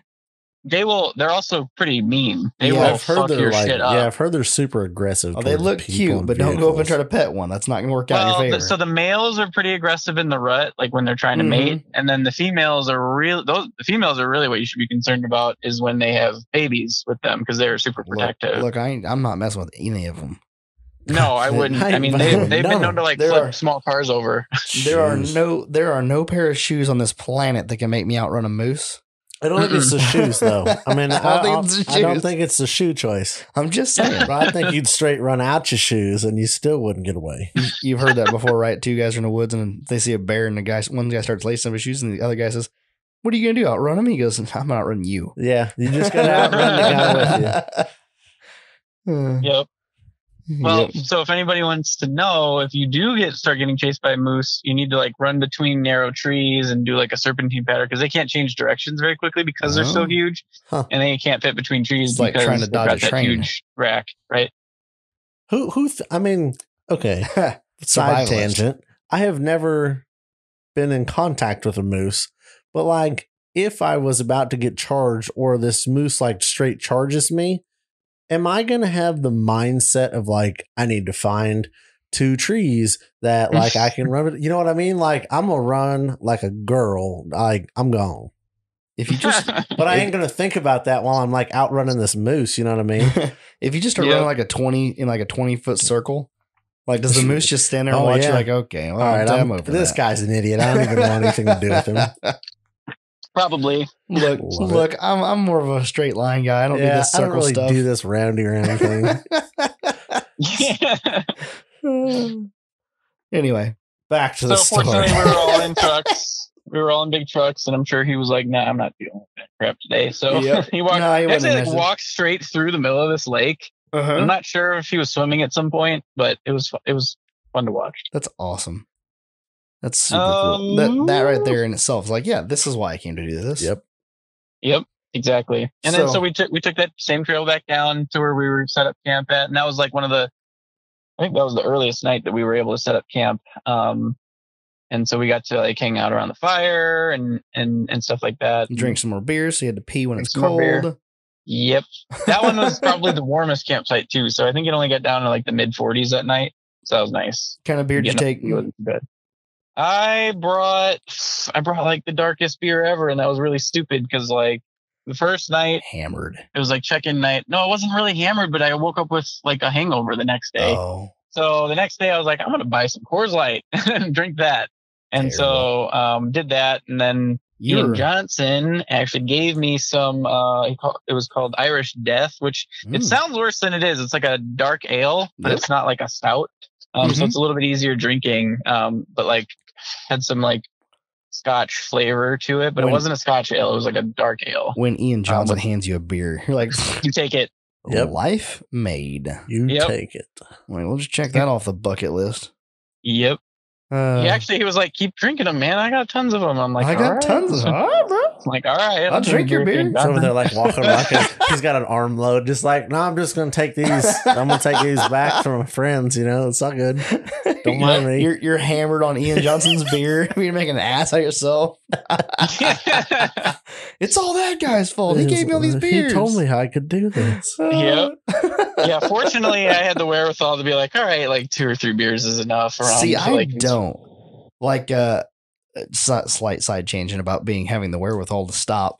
We went down with, it was all friends and stuff like that, but there was also a bunch of people like in this group of people that were like sponsors and things like that. And we went down to a bar in Texas when we were down there for polishing. And it was a big show and everything else. And like there were people there, like 4x4 barbecues there, the Cummins Cowgirl. I mean, like they're not big names, but they're big enough. And we're all hanging out, and I just had kind of a long day. I'm like, I'm done. I walked up there, like I was the first one into the bar, went over, just grabbed a beer right out of the gate, and then we ordered food and everything. By the end of the night, I'd had like 5 or 6 pretty strong beers, and I was feeling great. I was walking around like life's good, and they're like, all right, let's go. I'm like, boy, I'm hammered. I ain't going nowhere. And my buddy Evan's like, it's good. Come on, I got you. He took care of me, made sure I got back home. But I was like, wow, I'm hammered. That's good. Yeah. He's like, that's good. I like to see how people act when they get hammered. That's how you know that's how you know them. Yep. Like, yeah, we got some good stories at a bunch of people around the fire. So that was cool. Oh, that's awesome. Loosen up a little bit. That'd be another podcast probably. That's good stuff. That's the good part. Like that's what you go on this adventure for. Yeah, I mean, my biggest thing was I probably can't even drink enough anymore to like make an ass out of myself. But I knew if I drank too much that I would just have an awful day the next day, like wheeling and going on these bumpy roads and stuff like that. So I was like, let's keep it to where we're not going to be hammered. We've all made that mistake. Oh, yeah. Fortunately, now I'm older, but I've definitely made that mistake enough when I was younger. Right. So to learn, I learned. It was good. So then the next day, we woke up, we packed up camp. This was basically a road day. We did hit some dirt. We went up to this like abandoned gold mine, which again would have had beautiful views going up had there been no smoke. And then we get up to the top, and again, it was kind of a photo opportunity, sponsor video opportunity, but it was really cool to like see this old gold mine that's like actually falling over. But like the rock crusher is still standing, and you're like, oh, it's like it's basically just like a thing that lifts up a weight and then drops it. Right. But it's got this cam and you can tell it's run by like a steam engine because it's got this huge wide flywheel for like a leather belt. So it was pretty neat.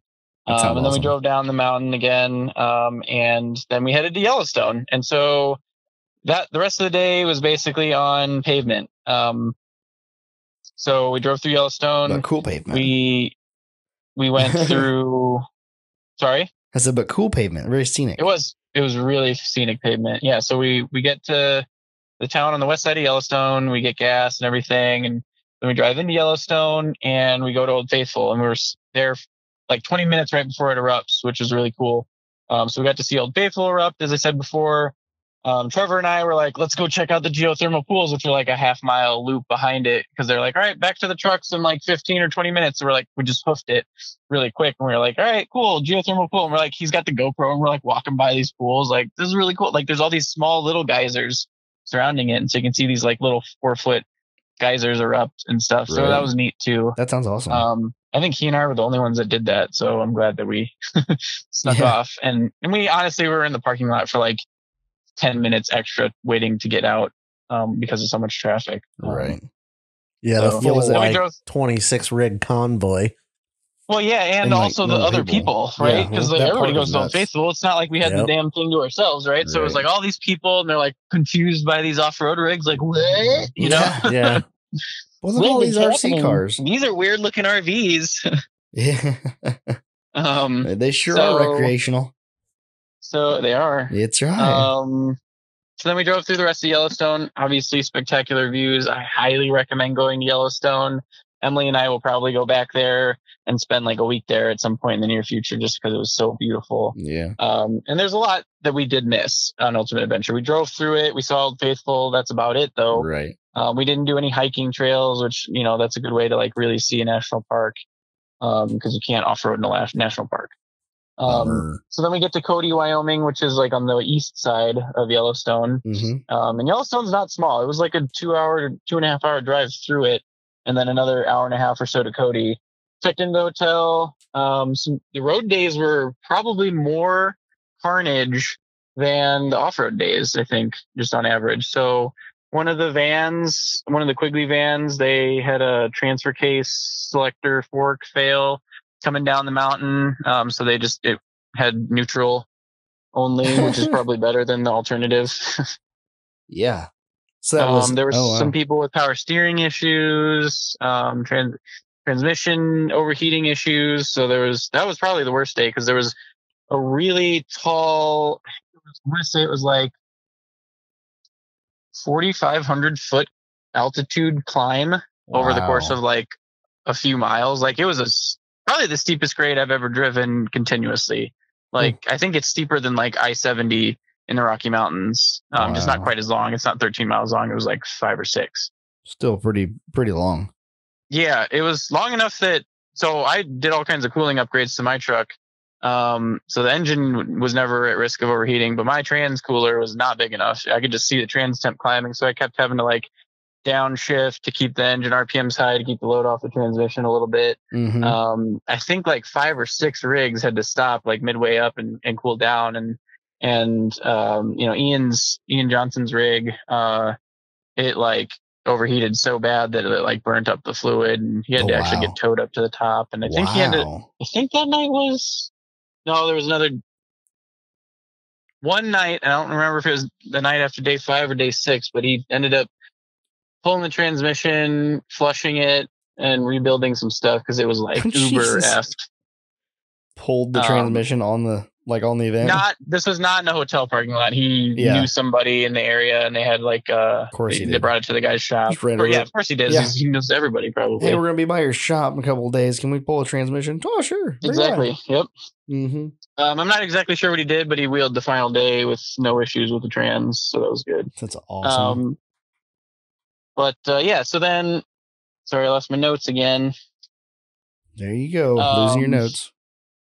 I have notes because so much stuff happened every day that it was hard to keep track. Like I can kind of picture it if I walk through it in my mind, but like it was kind of like, before Emily and I got married, everyone was like, just take a minute, stop. You're going to be overwhelmed by all the people that are like around you, celebrating and partying, and it's, if you just take a minute for yourself, you remember it better. This is kind of the same thing where it's like, there was so much happening. I had to like kind of ground myself each day and be like, oh my God, we're on Ultimate Adventure. Like, we're not just off-roading. Like, we're on Ultimate Adventure with like Ian Johnson and Fred Williams and Dirthead Dave and the people from the magazine. And it was just, so that's why I have notes, because I wanted to remember, some of the details in the future. And I'll probably write up, I just typed this up on my phone, but I'll probably write up like an actual trip report or something just so I can always look back on it. That'd be cool.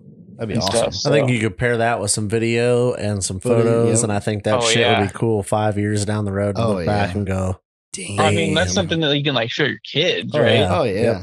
This is what I did. Your kids like, what the hell's that? Yeah, right. Wait, what? Gas? It wasn't What's gasoline?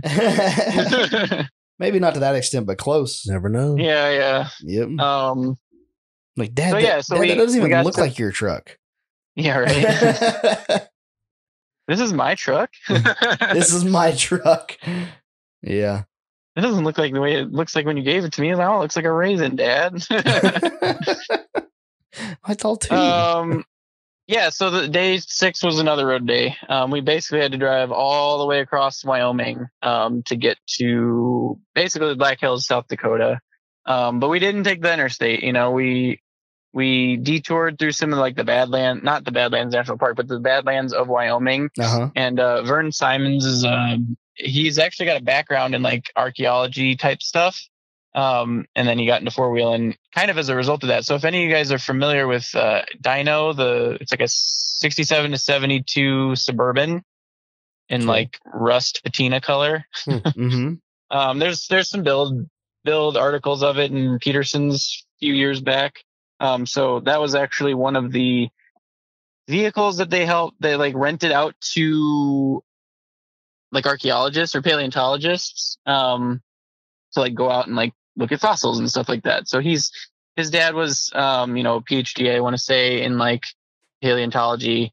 So he knew a lot, and he was basically, we're on the radio and he's like, so if you're looking over here, he was like our tour guide of this area. He was like, you can see the different colors of the sandstone in the mountain and the Badlands hills or whatever you want to call them. And this is why, and these are from these different eras and blah, blah, blah. It was really interesting and informative. And then we stopped part of the way through to like walk around and actually look for fossils, because this is BLM land. So you can roam free. You just, obviously you can't take anything. So if you find a fossil, the etiquette is that you put it back where you found it, but you can look at it and do whatever, take pictures of it and stuff, leave no trace basically. Yeah. So you guys had the radio communication between all the rigs on the trip, obviously? Yes. And not CD, we used VHF, which I will try and convert you guys to the next wheeling trip if you are not, because it was awesome.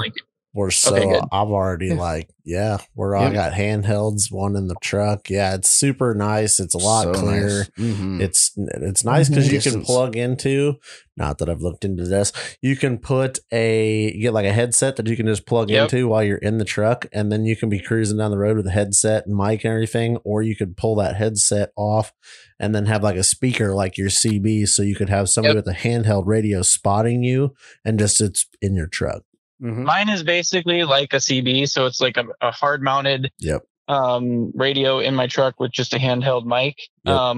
But then Trevor he had like a Baofeng like cheapo VHF radio, and we used that for spotting. It was cool. Or if he was like, sometimes we get stopped up because there's 26 rigs, and it'd be like, well, I don't want to leave the rig, or he doesn't want to leave, whoever's driving doesn't want to leave the rig, because if we do start moving, we don't want to hold up the group. So like one of us would go ahead and see what was going on and radio back on a different channel than the main channel. And then, so they programmed, or they gave us all the channels to program in for the trip. There were like 3 different Ultimate Adventure channels. And then one of my buddies up in Chicago he's got his ham license. So he helped me program like the MERS, which is like, or FRS or something like that, which is basically just your walkie-talkie channels too. So like, even if we don't have, like if we're wheeling with somebody that doesn't have one of these, we can just give them a walkie-talkie, or they can bring a walkie-talkie and we can talk to them still, which is cool. Yeah, from what I know, you can program the FRS into your radio.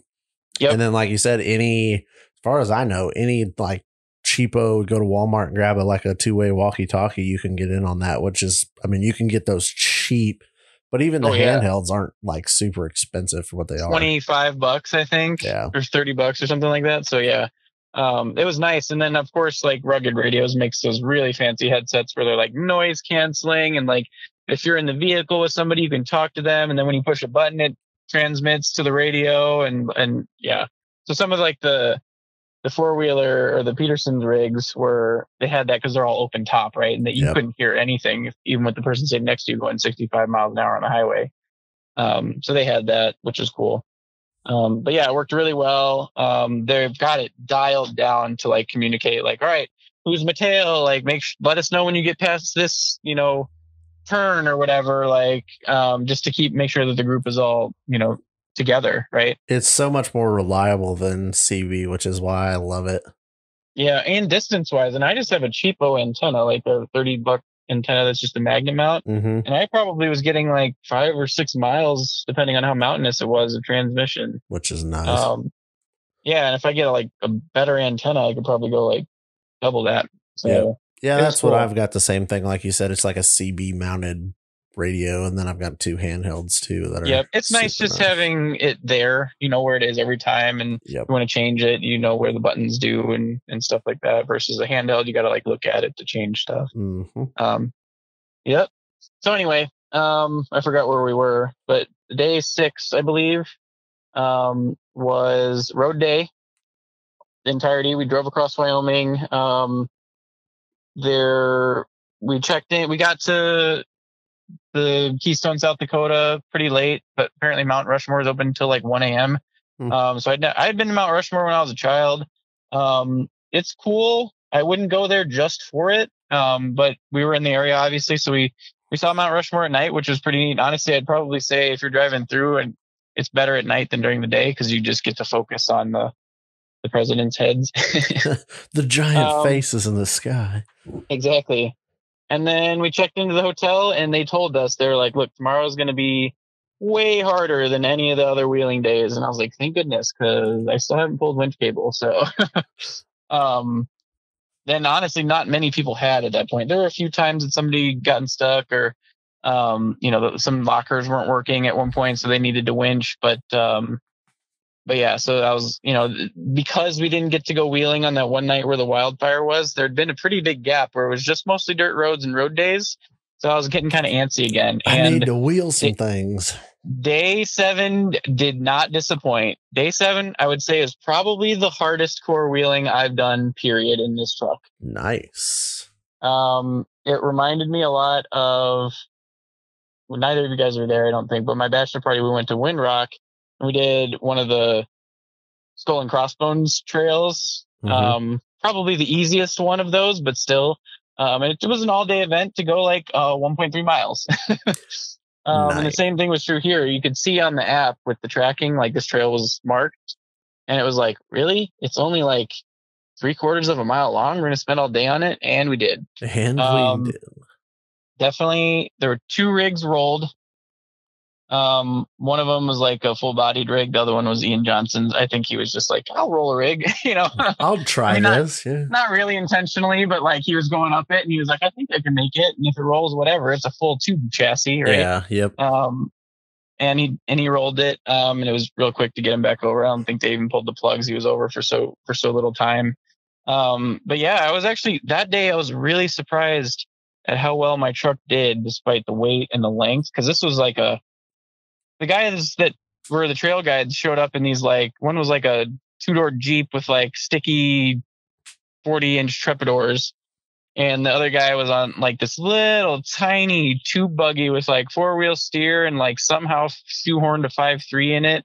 And then that was basically it. Like the floor was open so you could like see the rocks under the tires. It was it was almost like a competition buggy, like a moon buggy. Yeah. And you're like, this is exactly what I don't want to follow all day. Yeah. And I was like, oh my God, I was getting really nervous. And then, I ran down, they were like, oh, it's such a small trail. Like you're going to pass by, it's just going to snake around and you'll be able to like see what the other rigs are doing, even if you're stopped like over there. Right. It was called Bikini. And I got through, I think, all but the last 2 obstacles without winching. It was like progressively harder, the trail got. And there were some gnarly obstacles and we had some good spotters. I didn't really get that bad of body damage. I got a little bit of body damage on the bedside, on the right rear bedside. But worth it. Worth it. Was there anything on the trail that was blue? I'm sorry? Was there anything on the trail that was blue other than your truck? No. Okay, just asking for a friend. You're good. Okay. I don't follow. Bikini blue. Fucking Jesus. Okay, I have an aside actually on that because I can't believe I forgot to write this down. You did. So we're in Glacier National Park before the event started, and we stop at the visitor center to like talk to one of the park rangers to see like, hey, is there a trail that we can do real quick? Like hiking trail that we can do real quick, just to see some of the views. And they're like, yeah, blah, blah. We get back to the parking lot and some guy comes up and he's like, does that got solid axle swap under it? Blah, blah. I'm like, oh, cool. Like a wheeler. Like he didn't know my rig specifically, but he was like, that's super cool. And so he tells me about his Jeep, that he built. And he's like overland extraordinaire. He's like, gone to like Panama, and then like up into Canada. Oh wow! And he's got like 250,000 miles on his Jeep just from, and it's not like his daily either. So like they just go on trips. He's like, you guys hungry? Let me grab my Scottle. Yeah, get my Scottle. Right, but he also does the Jeep. What do they call it? The Jeep Badge of Honor. Yeah, is that a thing? Yeah. So he's got all the Jeep badge of honors except maybe the most recent years on that same Jeep. So it's not like he just does like overlanding. He like does trails too. Yeah. Mm-hmm. So that was really cool to talk to him. And then his wife, they're in his wife's Jeep, which you can guess what color it is. Bougie blue. Yes. I was like, man, it's a good looking Jeep. And she's like, yeah, it's bikini blue. I was like, I knew it. Like I didn't specify. I didn't ask if it was bikini blue because I was like, you just said, damn, it's good looking. You were looking at that color.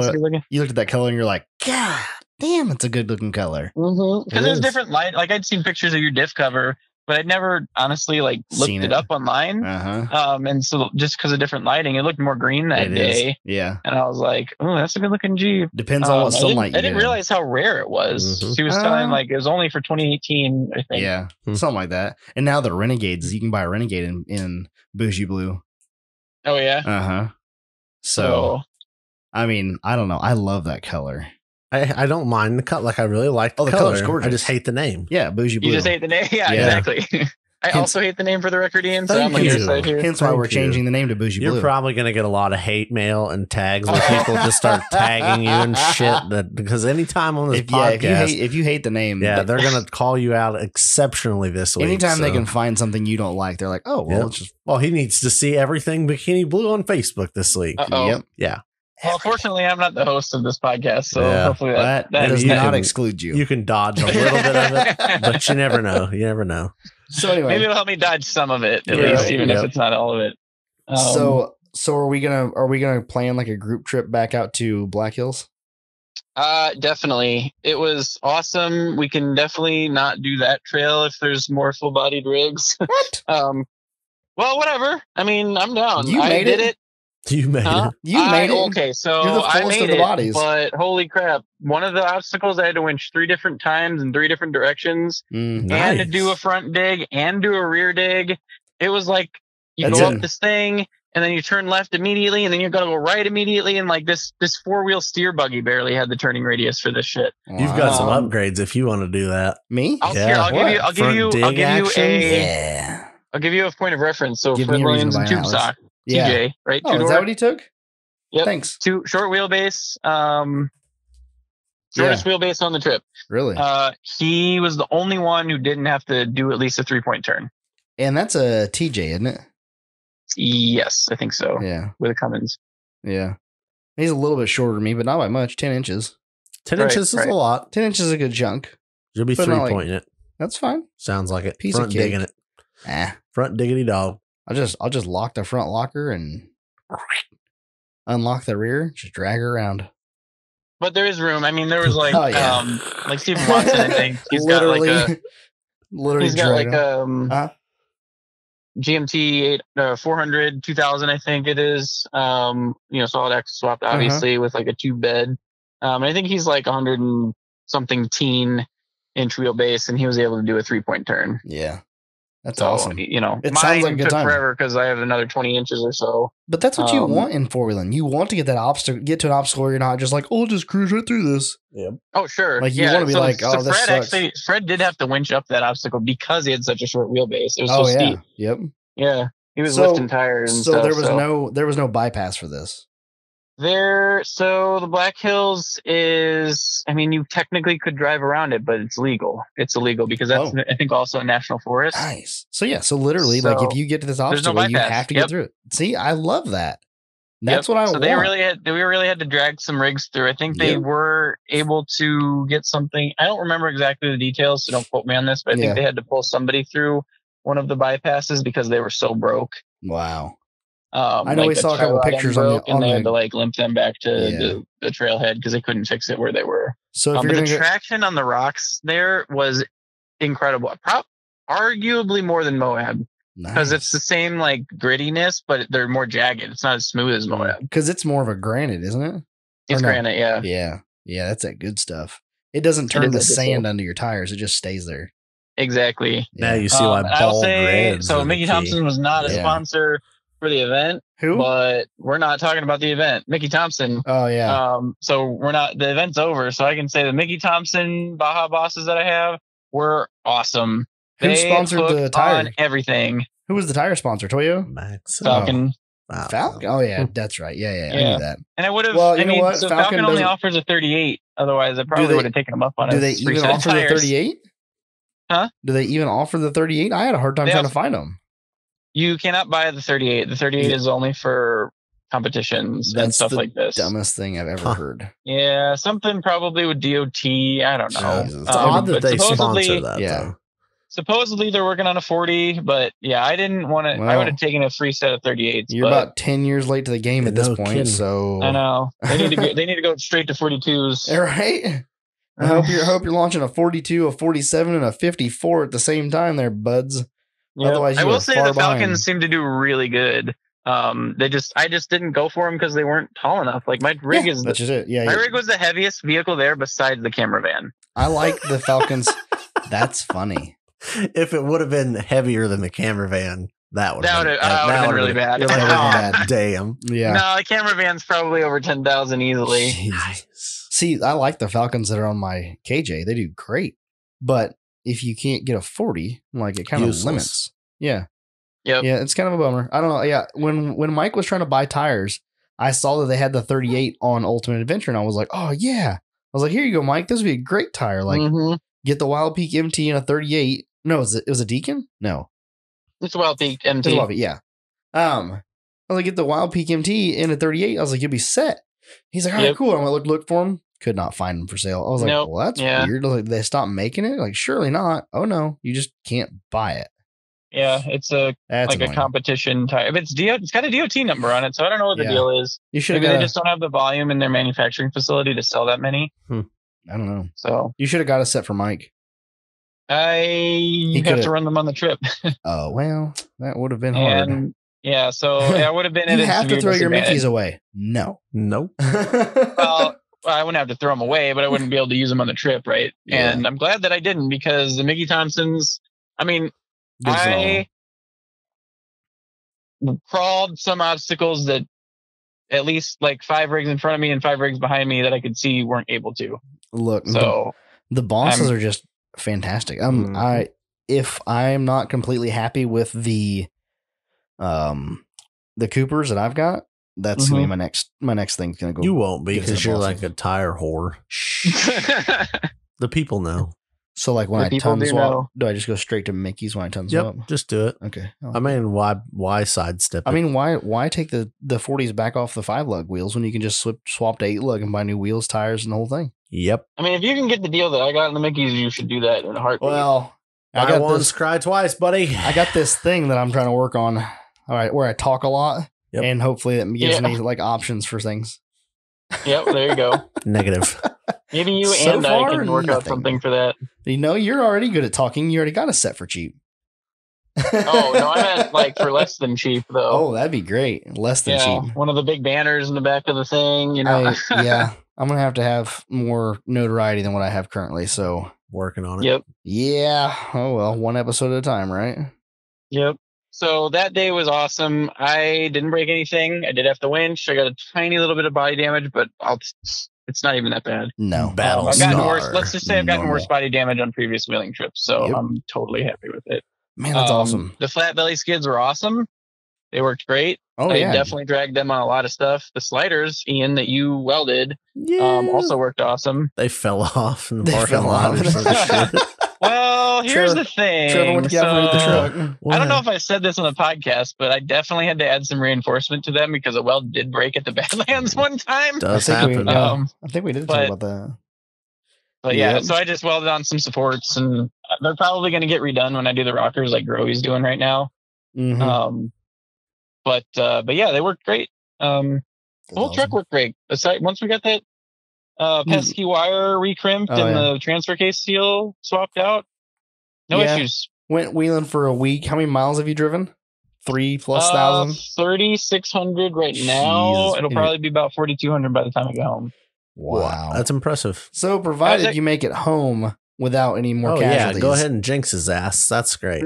I didn't say anything. I said provided. He's going to send you the bill from now on out. I mean, if he doesn't make it, you're on the hook. I preface with provided. You're on the hook. You said it. You brought it up. You peeled the scab back. Let it out. You spoke it into existence. I mean, you thought it, so you might as well just said it. Yeah, this is true. Anyway, 3,600 miles and your only 2 casualties thus far have been a pair of seals that actually didn't really need changed and a loose wire. Mm-hmm. Right. And honestly, I should have changed the seals before the trip, but I was like, they're not leaking that bad. But once you get the transfer case up to temp for that many miles, the gear lube thins out. And so it's, I wouldn't have needed to change them. I could have just probably topped it off after a while, but why not? I was like, you know what? We've got some time to kill. We added in some buffer time. I figured, why let this be a thing? I'd rather change it in a nice brand new hotel parking lot than on a dirty trail. Can you imagine how much dust would be all over your truck if you'd have left it like that? Oh my God. Well, I did my best to wipe off the skids, but they're still greasy. Oh yeah. It would have been a nightmare. It would have been like concrete too. It would have been wonderful. It would have been dust one day, and then you drive and it recoats it in oil, and then the next day dusts it again. It just keeps on compounding. Oh God, it would have been like sandstone dust, gear oil. Ugh. Yeah, just give me shivers just thinking about having to clean that. You want to find out what that's like? Just go find you an old Corey truck. Yeah. You're like, oh, that's what it's like. Yep. But man, it sounds like an awesome trip. I'm so glad to hear from you. I'm so glad that that you had a good time. Glad it finally happened. It finally happened. It's like it's about fucking time, right? What were you saying? Yeah, and I mean, they you can't make it if you don't apply. Yep. So for anybody listening who wants to do it, apply, right? Yeah. If you don't make it, you don't make it, but you can't make it if you don't apply either. So my biggest piece of advice is for anybody who wants to make it is wheel the crap out of your truck. Don't make huge changes to it. Like get it to where it meets the specs. I did in 2018. Part of the reason why I wasn't selected, I think, is because, I was like, oh, I'm going to shorten the wheelbase and do this. I'm going to do all these new things.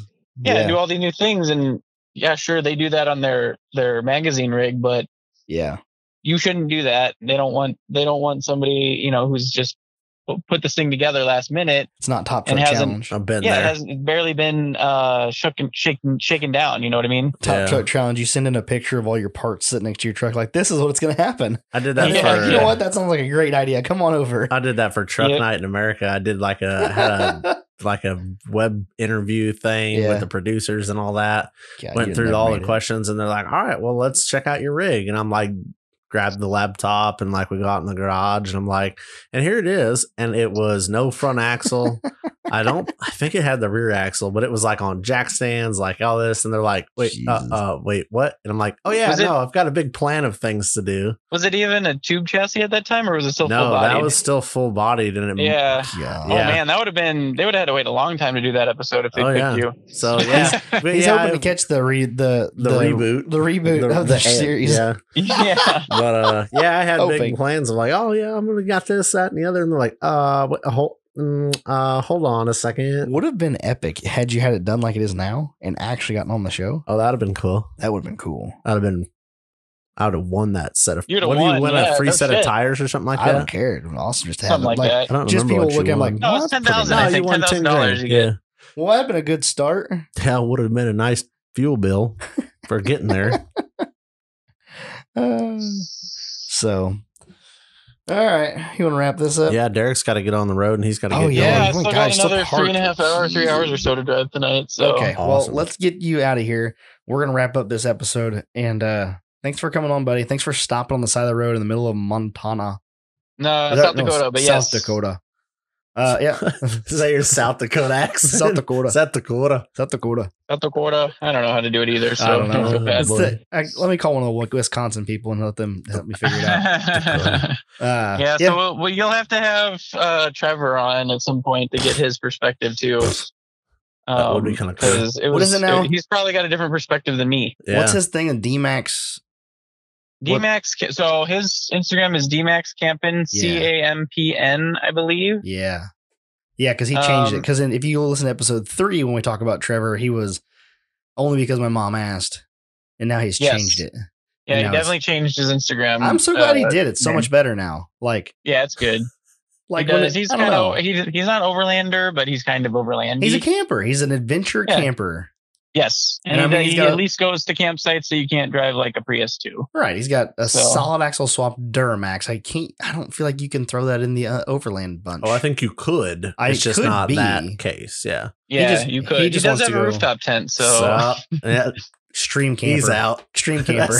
He's an extreme camper. Does he have a scuttle? So when you have him on, have him tell you about the wildfire story, because that's a good one. Okay. I won't tell it for him because I'll miss details, but it's a good story. He'll have. And it was fairly recent too. So nice. All right. Well, we'll have to work out with him sometime and get him on to one of the episodes. Mm-hmm. Where can the people find all the pictures and videos you're gonna dump here over the next 3 months? So you can see the pictures that I'm uploading on my Instagram at dmanbluesfreak.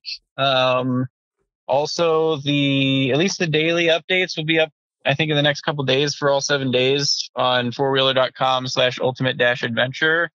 And then the videos will be on Motor Trend. I believe they said late October, early November. Wow. And then the magazine issue will be the December issue. So that'll be late November is when they arrive, I think. I'm actually impressed they're going to get turned around that fast. Yeah. And I think it's going to be, so the video crew this year is pretty on top. And they also don't have a lot else going on as part of it too, I think. That's true, yeah.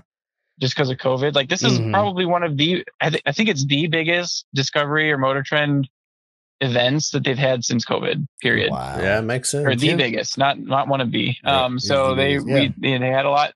They had to push a lot, and they had to prove a lot before they would allow it to happen. Right. Yeah. So Christian Hazel worked really hard to make this happen this year, and made it happen. And then Trent did a really good job planning it. We should have one of those two on here. That would be cool. That would be cool.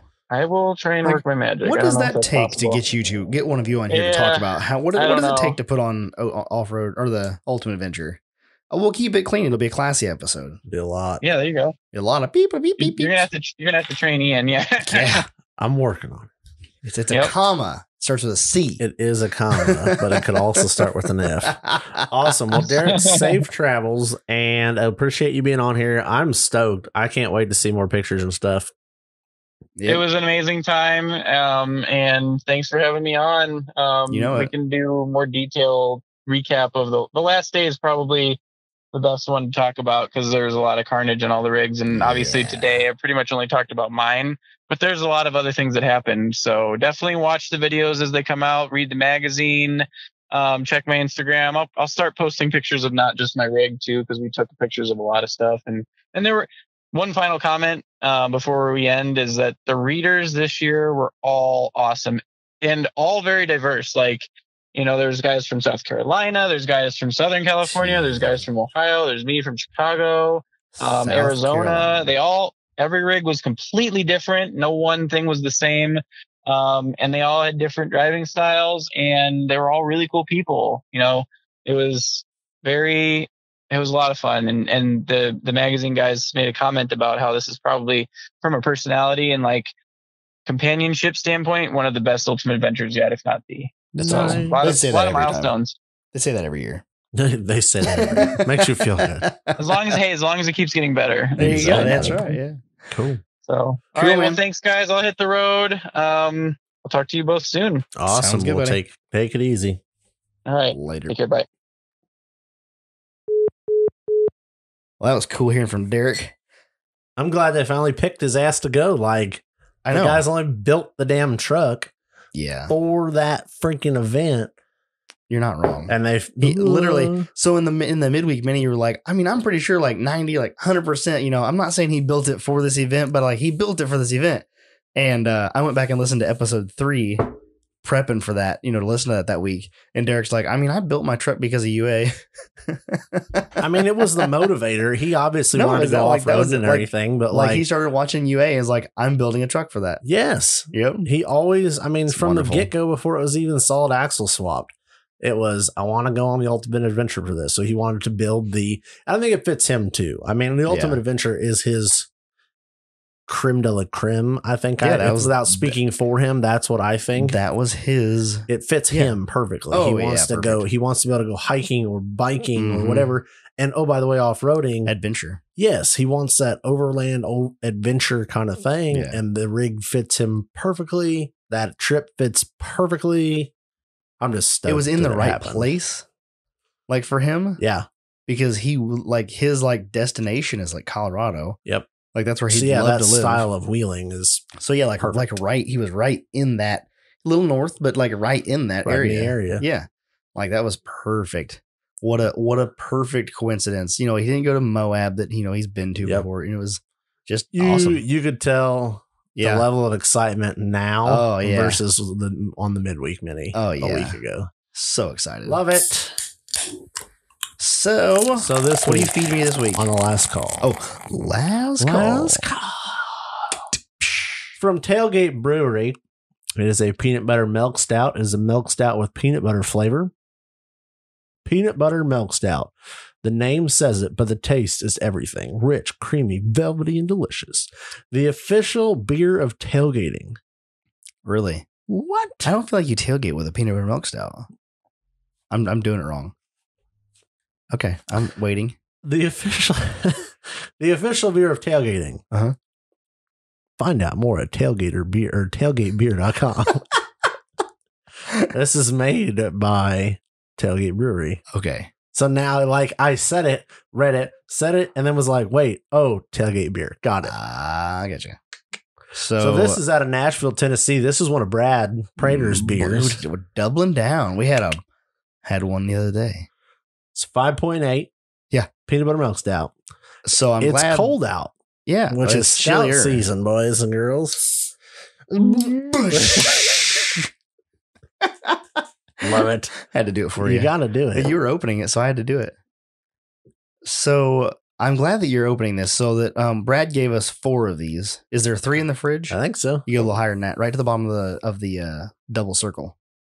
So if you ever want to split a can of beer with your buddies, and you got a TOP pint glass, which you should have, you go right to the bottom of the double circle, and it splits the can almost perfect 50-50. I poured just a little bit hard, but that's okay.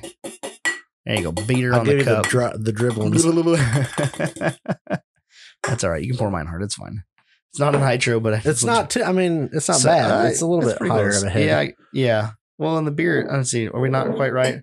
Oh man, I was way off. Okay, it's right to the bottom of podcast. Sorry. Oh, I was totally fucked. So close. And that's on your standard 12er, not just standard 16er. 12. Yeah, standard 12 ounce going into a TOP pint glass. It's from they are part of the Independent Craft Brewers Association. Did certified. They make the list? I didn't see them on the list. Dude. What? Speaking of list. The SKU tag is Tennessee. Inside Tennessee. That's fucking that's pretty trick. I like It's got a it's the touches. What? I see him staring at the can. It has a look in the truck bed. Well, I see. What is in the truck bed? A cow. What's the cow doing? Got its hand down on some peanut butter. Looks like it's milking itself. I mean, it does, doesn't it? That'd be awfully strange. I think it's got peanut butter on its face. I think it's a jar of peanut butter. I'm not looking at its face. Well, I mean, I see that. Looks like it's milking itself. Like, what the hell? Yeah, it looks like it's milking itself. It's like a little milk suction. There's like I don't even know what's going on here. I think it's wonderful. So like there's a jar here on the tailgate laid over. Okay. And then she presumably let's hope it's not a bowl. I hope it's not a bowl. Oh, it's got horns though. It's got horns and udders. Got udders. What kind of PC beer is this? Horns and udders, and it's got eyelashes. All right, okay. I don't even know. Oh boy, that's good, jar. Though. The jar that its hoof is in has a peanut on it. Okay, so it is a peanut butter jar. Okay, she's not milking herself through the bottom of the jar. That's what milking it itself, like. Milking itself to the bottom of the jar. It is a bit interesting. And what is that? An OBS Ford with like triple down taillights? Triple like Cadillac style taillights, I guess. I don't know. And the taillights say TGB in them. They branded the truck everywhere they could. The license plate's Tailgate Beer. The taillights are Tailgate Beer. That's a pretty good beer. It's a 5.8 ABV. Did you say that? Yep. You did? I think so. Did you read the whole thing? Pretty sure I got most of it. Oh, here's something you didn't read. According to the Surgeon General, women should not drink alcoholic beverages during pregnancy because of the risk of birth effects. What? Consumption of alcoholic beverages impairs your ability to drive a car or operate machinery. Balls. And may cause health problems. Bullshit. It's good health problems. Brewed and canned by Tailgate Beer, Nashville, Tennessee, Healthwick Ltd, London W8. I'm not reading all that bullshit. I was trying to do it pretty good, and I got to started. That's a lot of. It started going into numbers. I'm like, no. All right, is this any good? Yeah, Ooh, I think it's pretty damn smooth. Didn't we just have a peanut butter? I believe we did. Was it the triptych peanut butter stout? The neutral The stout? neutral. See, I think this is drinkable as. I think this is more peanut, like on the nose. A lot of peanut butter on the nose. And I'm a fan. That's a good smooth beer. That's a good peanut butter stout. It's perfect. It's the perfect amount of peanut butter. Love you, Brad. Thanks, Brad. I got one of these in my fridge and I keep looking at it, thinking about drinking it. And I'm like, I don't think we've had that one yet. Well, it's cold as shit out. Just it's that time. It's getting to be the season. stout season. I was going to bring tonight, but we had a triptych beer last week. We've had a lot of triptych beers because I got the beer list. I love the beer list. If you guys haven't seen the beer list, go to our IG page. It's on Facebook too. Oh, it's on Facebook too. Posted it about cross-posted. So awesome! I'm so glad you did that. You know what I wish you would have done? What? This would have been really hard to do. I can start, I guess. No, you can't do it now. It's too late. I can. You can start. Okay. Give our rating with it. Oh, like what we thought of it. I don't. Okay. See, that so I want to go. You with could. I guess you could go through every episode and side rant. Yeah, side rant. Barstool Sports pizza review. Barstool Sports. The Portney does the pizza review. You've told me of this, and I think we watched it. Watched these. I don't do the sports. It's man. on. I don't either, but it's on Instant with pizza. So it has nothing to do with sports. I'm not even a big pizza guy. God damn it! I mean, I like pizza, but everybody knows who Portney is that does the damn pizza reviews on Instagram. Right. I don't know how to tell you this other than you're just living. We have had this conversation on this show. So he does it. I think it's out of a 10. Yeah, I watched one yesterday. And he said, my favorite pizza place is blank. Okay. Mm-hmm. And this one is blank. And they sounded very similar. And he's like, I think that's very interesting or some shit like that, because he said, this is almost as good as that. This is great. But like the whole time he's doing this whole review, he's very animated with those reviews. Right. Oh, yeah. Oh, very like, holy shit. He's very impressed. Like takes a couple bites and then finally takes a bite to the crust, takes a bite of the crust. And was like, oh, like really just like hammering the exaggeration that he's in love with this fucking pizza. Yeah. One of the best pizzas he's had, blah, blah, blah, blah, blah, and rates it like a 7.6 or something. And I'm like, what the fuck you gonna do to get a 10? But like, that's what I mean. Like the best pizza. What would you rate this beer? A 7.2. Well, then you get another one. You're maybe like, maybe it's a 7.1. You know what I mean? Yeah. Like, it would be cool, and it would take a lot of work, a little extra work. It took a lot of work getting that beer list. It would take a lot more work to put another column at the end of it that literally had like basically our overview of each beer. And some of them we don't give much of an overview on, and you just put a meh in that column. Yep. There was a lot of work to get that because I went through all our old show notes. Well, some of them we didn't write down what beer we did. Well, like today. Some of them I either couldn't find or whatever. Let me help you out. Well, now I've got the list. I can just do it. Each one. I can keep up with it. But, and then we didn't used to do a last call section back in the beginning. Oh, really? Yeah. We did our beer at the beginning. Oh, I know. And so I'm listening to the like last third of this, like episode 5. And I'm just like, where is the last call? What the fuck? Yeah. Oh, we did it. So then I had to go back and play that. Is it the beginning or is it the end game? Finally, when they all switched to the end. Well, then we get on a rampage of talking and it's like, is it 10 minutes from the end? There was one. It was like 40 freaking minutes from the end was our last call. It's like, what is That's wrong a lot with of them. us? What are you talking about? So yeah, last call comes early some days. And but I was trying to. We're thirsty. Yep. So I had to go listen to all these podcasts, like 8 different old podcasts to get this beer in. How do some of these shows keep such a tight schedule? And like, okay, 20 minutes before the end, we're going to do last call. How do you stay on topic? Like, you start having a conversation, and all of a sudden the conversation gets good, and you're almost up to your limit. You're like, well, cut it off, boys. Yep. Like, dunzo. Shut her down. Yeah, you just do it. you just simply do it. No, it's not worth it. It is worth it. Just keep chatting at the right time. But yeah, when you're going back through trying to make your beer list. Yep. So I was having fun with that the other day. I was reading that beer list, and I'm like, my God, like, we've had 40, like, no, we haven't had 40 different beers. 40. There was a couple weeks we didn't have a beer. Oh, God, we had coffee. Those were the mornings. No. The morning shows. We had a couple. Thanks for joining us for the morning show. We had a couple having coffee. Weeks. Other than that, we didn't have beer. there were a couple weeks in there where like, yeah, beer's not this week. Episode 8 and episode 9 I were remember no beers. Weeks. Yep. 29 and 30 were Starbucks. Because I think it was either late or we were trying to hammer out an episode and I'm like, do you want a beer? And you're like, no, not this week. I'm like, all right. And then so we just watered it down. We didn't do 1 and 2 were our intros. We didn't have a beer. And then Derek's episode, I could have swore that we were drinking something, but we just must not have talked about it. Did we drink beers without Derek? Like we drank beer in front of Derek while he was here? I don't remember. That would seem dickish. I pretty much do that though. Well, here's the funny thing. So like there's episode 8 and 9 where we didn't drink any beers. And then now the last like 3 or 4 weeks now, probably more than that, probably like 5 weeks now, I get here. The first thing I do is go to the beer fridge and get a beer, crack one of those. Like earlier tonight, I had a Busch Latte. Yep. I cracked it and drank it during the midweek mini. And then, and now I'm over here now, now we're having a peanut butter stout. So like some weeks don't do any beers. Some weeks we do multiple, like you'll drink multiple beers. You don't review them, but I don't know. It was fun. It was fun to go back through there, just looking at all the weeks and just like, dude, I remember that one. Like there's like, yeah, like we got history going down here. Like, it's just fun. Like it's fun to look back and like, and, if you go back and listen to the old episodes and stuff, it was comical. And like you're just like listening to like what we've said back then. You're like, oh, nope, didn't do that. And like shit has changed in the, in that time, like back to, what was it? Spool It or what was it called? What was the name of that episode? Lock It Up? No, that's the good episode. That's the episode where we talked about lockers. Oh, buy that episode mother 6. Effing spool. I think it was something like that. It was something like that. It was something about a spool.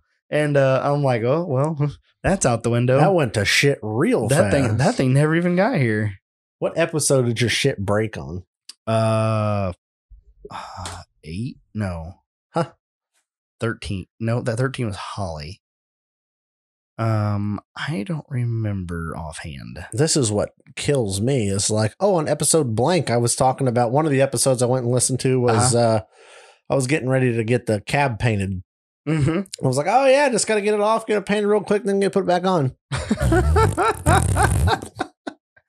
Yeah. Boy, if that was the case. If only. Fuck. Exactly. Like that's the thing. So like I'll look back through here real quick. Boy, it's a long time ago. Oh, look, low-key win on episode 10. It was still in the garage, so that must be pretty decent. And then Busted Knuckle was 11. Then we had Crawler. Oh, episode 13. It was 13. So 13 is when she Noxious last recap. And 14 was Mischief Maker. Damn. And then right here, Buy That Spool, episode 15. There seemingly doesn't seem to be an episode where it says Buy That Ziplocker. You didn't have Ziplocker money back then. Now you got Ziplocker money. Where the hell did I find Ziplocker money? Boy, you dug under the right tree. Or your credit score expanded. I don't know. That's what it was. I don't know. Your credit score. Your credit score had some time to bulk up. Oh, man. Isn't that wild? Good time. I just like looking back through here. This is cool. Like, Broke the Donut, Tight Budget Build. That was a good episode.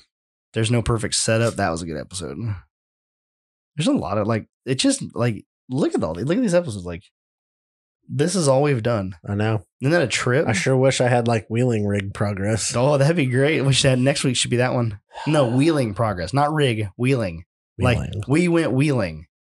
That'd be a great episode. Yeah, we don't have the content for that.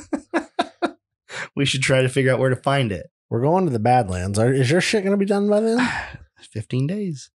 15 days. 15 days. It's not good. It's not. Okay. Here's what needs to be done. I feel like you could make it happen. Okay. So I have the list there, obviously, but what I need to do is first thing is, and I bought parts today to get it underneath there. Andrew sent me the airlines. You just gave me an air tank. Yep. I got to buy an air compressor. I need to buy 7/8 time joints. I need to buy the DOM tubing to fix my things. I talked to Chris today, and hopefully by the time this comes out, he will have already ordered my bushings for the front lower control arms. Okay. We're going to cut the lower control arms up and re-weld those and make those into straight control arms and not radius arms. Okay. Build the upper control arm, which I got to get like I said, I got to get it underneath there and mock everything up in place to make sure I have it all set right. And then I have to, let's see, I have to build a bracket. I think I'm going to build it out of the bottom out of 3/8, but it's going to be a bracket that has to be double broke to a 90. Okay. It needs to fit right over top of my over my crossmember. Okay. And then we're going to clean up the crossmember, burn that fucker in, and then it's going to have a hole through it with a nut welded to the bottom, like a captured nut on the bottom. And then I'll drop a bolt straight through the floorboard, and that'll hold in the top 3-link thing. That's the biggest thing. Like, that's the biggest thing that has to be done. Just need to do it. I need to do it. That's what it sounds like. I just need to figure out how I'm going to do it. Just do it. Yes. It's an XJ. Not that big a deal. People build those all the Just time. weld them in place. Yep. Call it a day. Do it. Yep. I think you could have it done by next week. Have that part done. The biggest thing is you've got the axle back. the axles are back. Like, everything's back. Like, parts wise, the only thing I need parts wise are like heim joints, tubing. That's like it, right? I don't know. U-bolts maybe. Sure. It would be nice to put the U-bolt eliminators on before then. The nice thing is you could just take the liberty. I mean, if I have to, I don't like that option. No, I don't either. The people don't like. You that told option. me I couldn't take it last week. You're like, we're gonna burn the ship. Okay, well, I mean, you can take it. We just might burn it down. I'm just saying. I don't have a backup wheeling rig is my problem, so I have to get my shit done. But I need an alternator. Oh, they sell those. Yeah, you can buy that one. That was easy. What else was it I needed for that thing?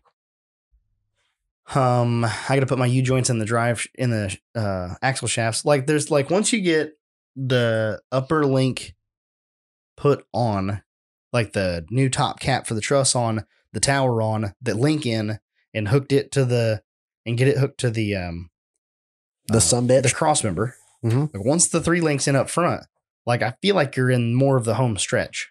Okay. Slam the front axle back together. That'd take you a couple hours. Do it. Slam it together. Get it all done. Throw the front wheels on. Let me ask a stupid question. No, just no for questions curiosity's sake.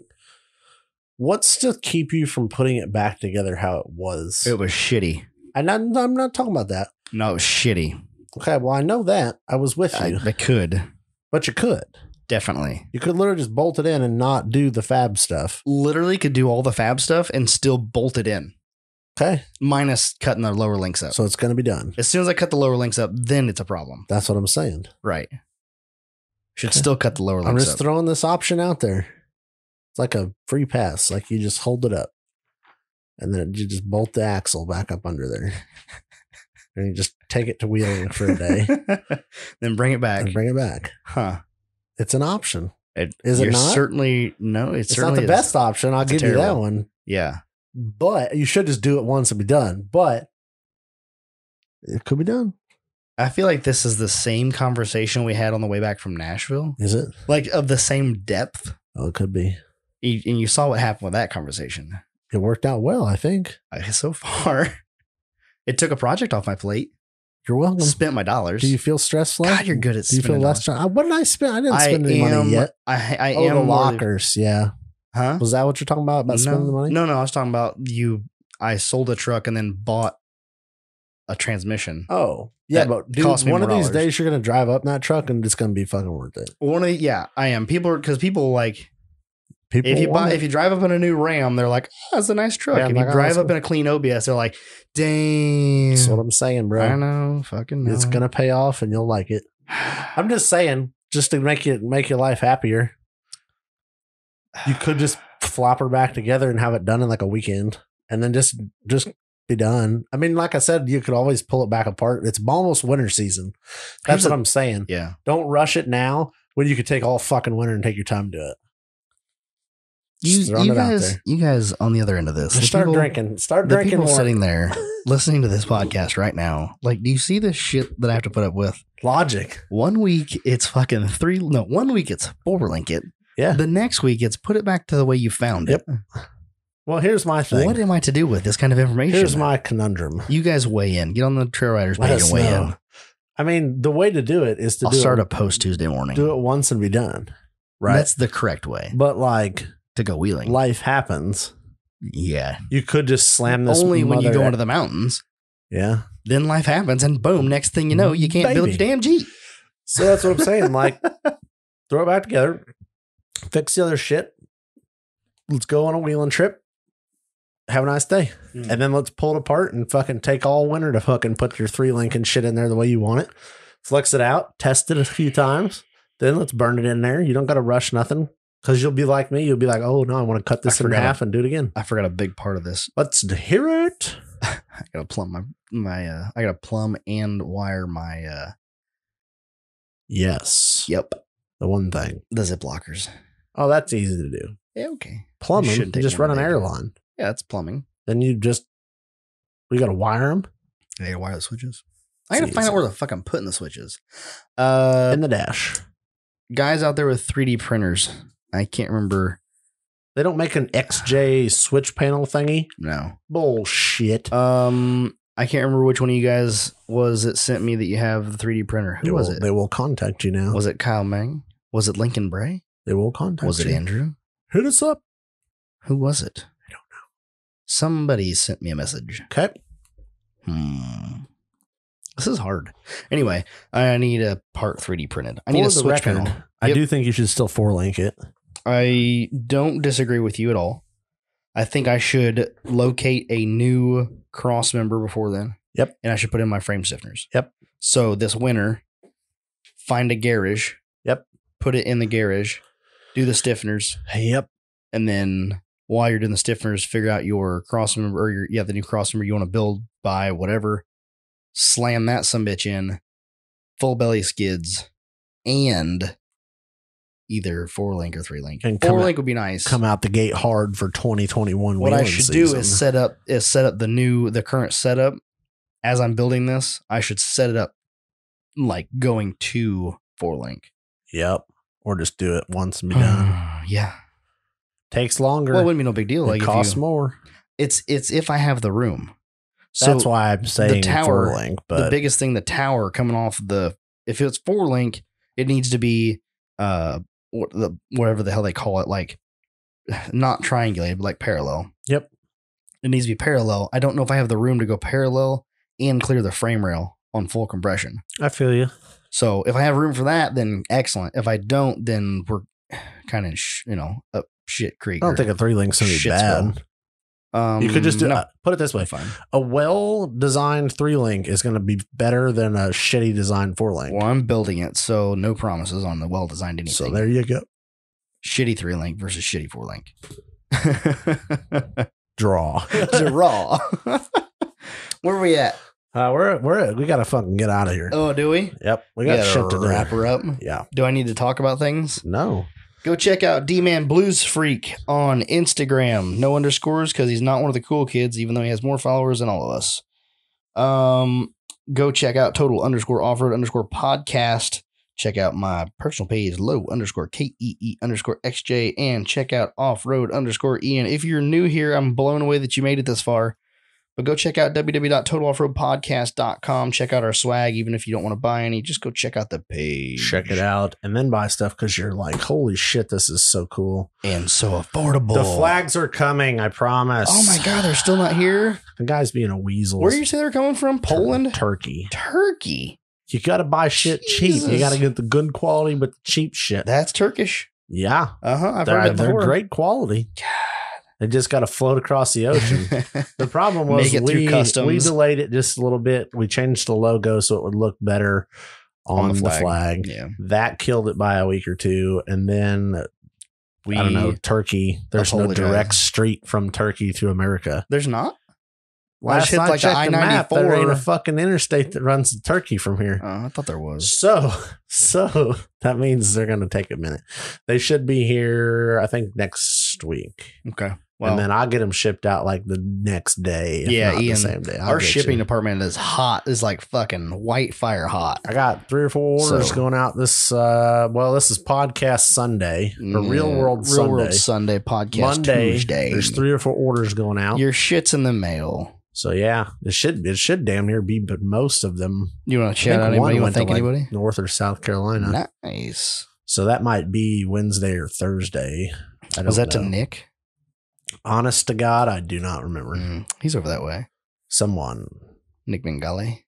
Don't know if that's how you say it. I feel like that might have been one of the names. Well, there was somebody's order that I just completely straight up missed. Oh, nice. And I was like, what a dick. What am I waiting on for this? Nothing? Oh. Why have I not done this? And I was like, don't know. Don't throw them an extra sticker. They all should have got their shipping, like your shit. When I fill the order and it ships out, it sends like an email. Ah, it's awesome. Send out an email. Okay.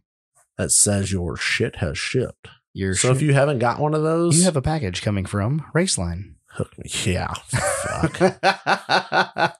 A boy can dream, can't he? A boy can dream. Okay. You're not wrong. Check it out. Buy some merch. So we got some new merch coming. So get your credit cards paid off so you can buy some more, boys. Get in there and pick up a pint glass before we're out of them. We do have a couple, 3 left, maybe. Yep. Hurry up. Put in them orders. And is that all you got? That's all I got. That the whole week? Send it to the house. Hopefully next week we'll be fucking steering like a Cadillac, baby. Oh, God. That'd be awesome. Again, a boy can dream, right? A boy can dream. Hey, thanks for listening this week, and we'll catch you on the trail. Maybe someday. Hopefully.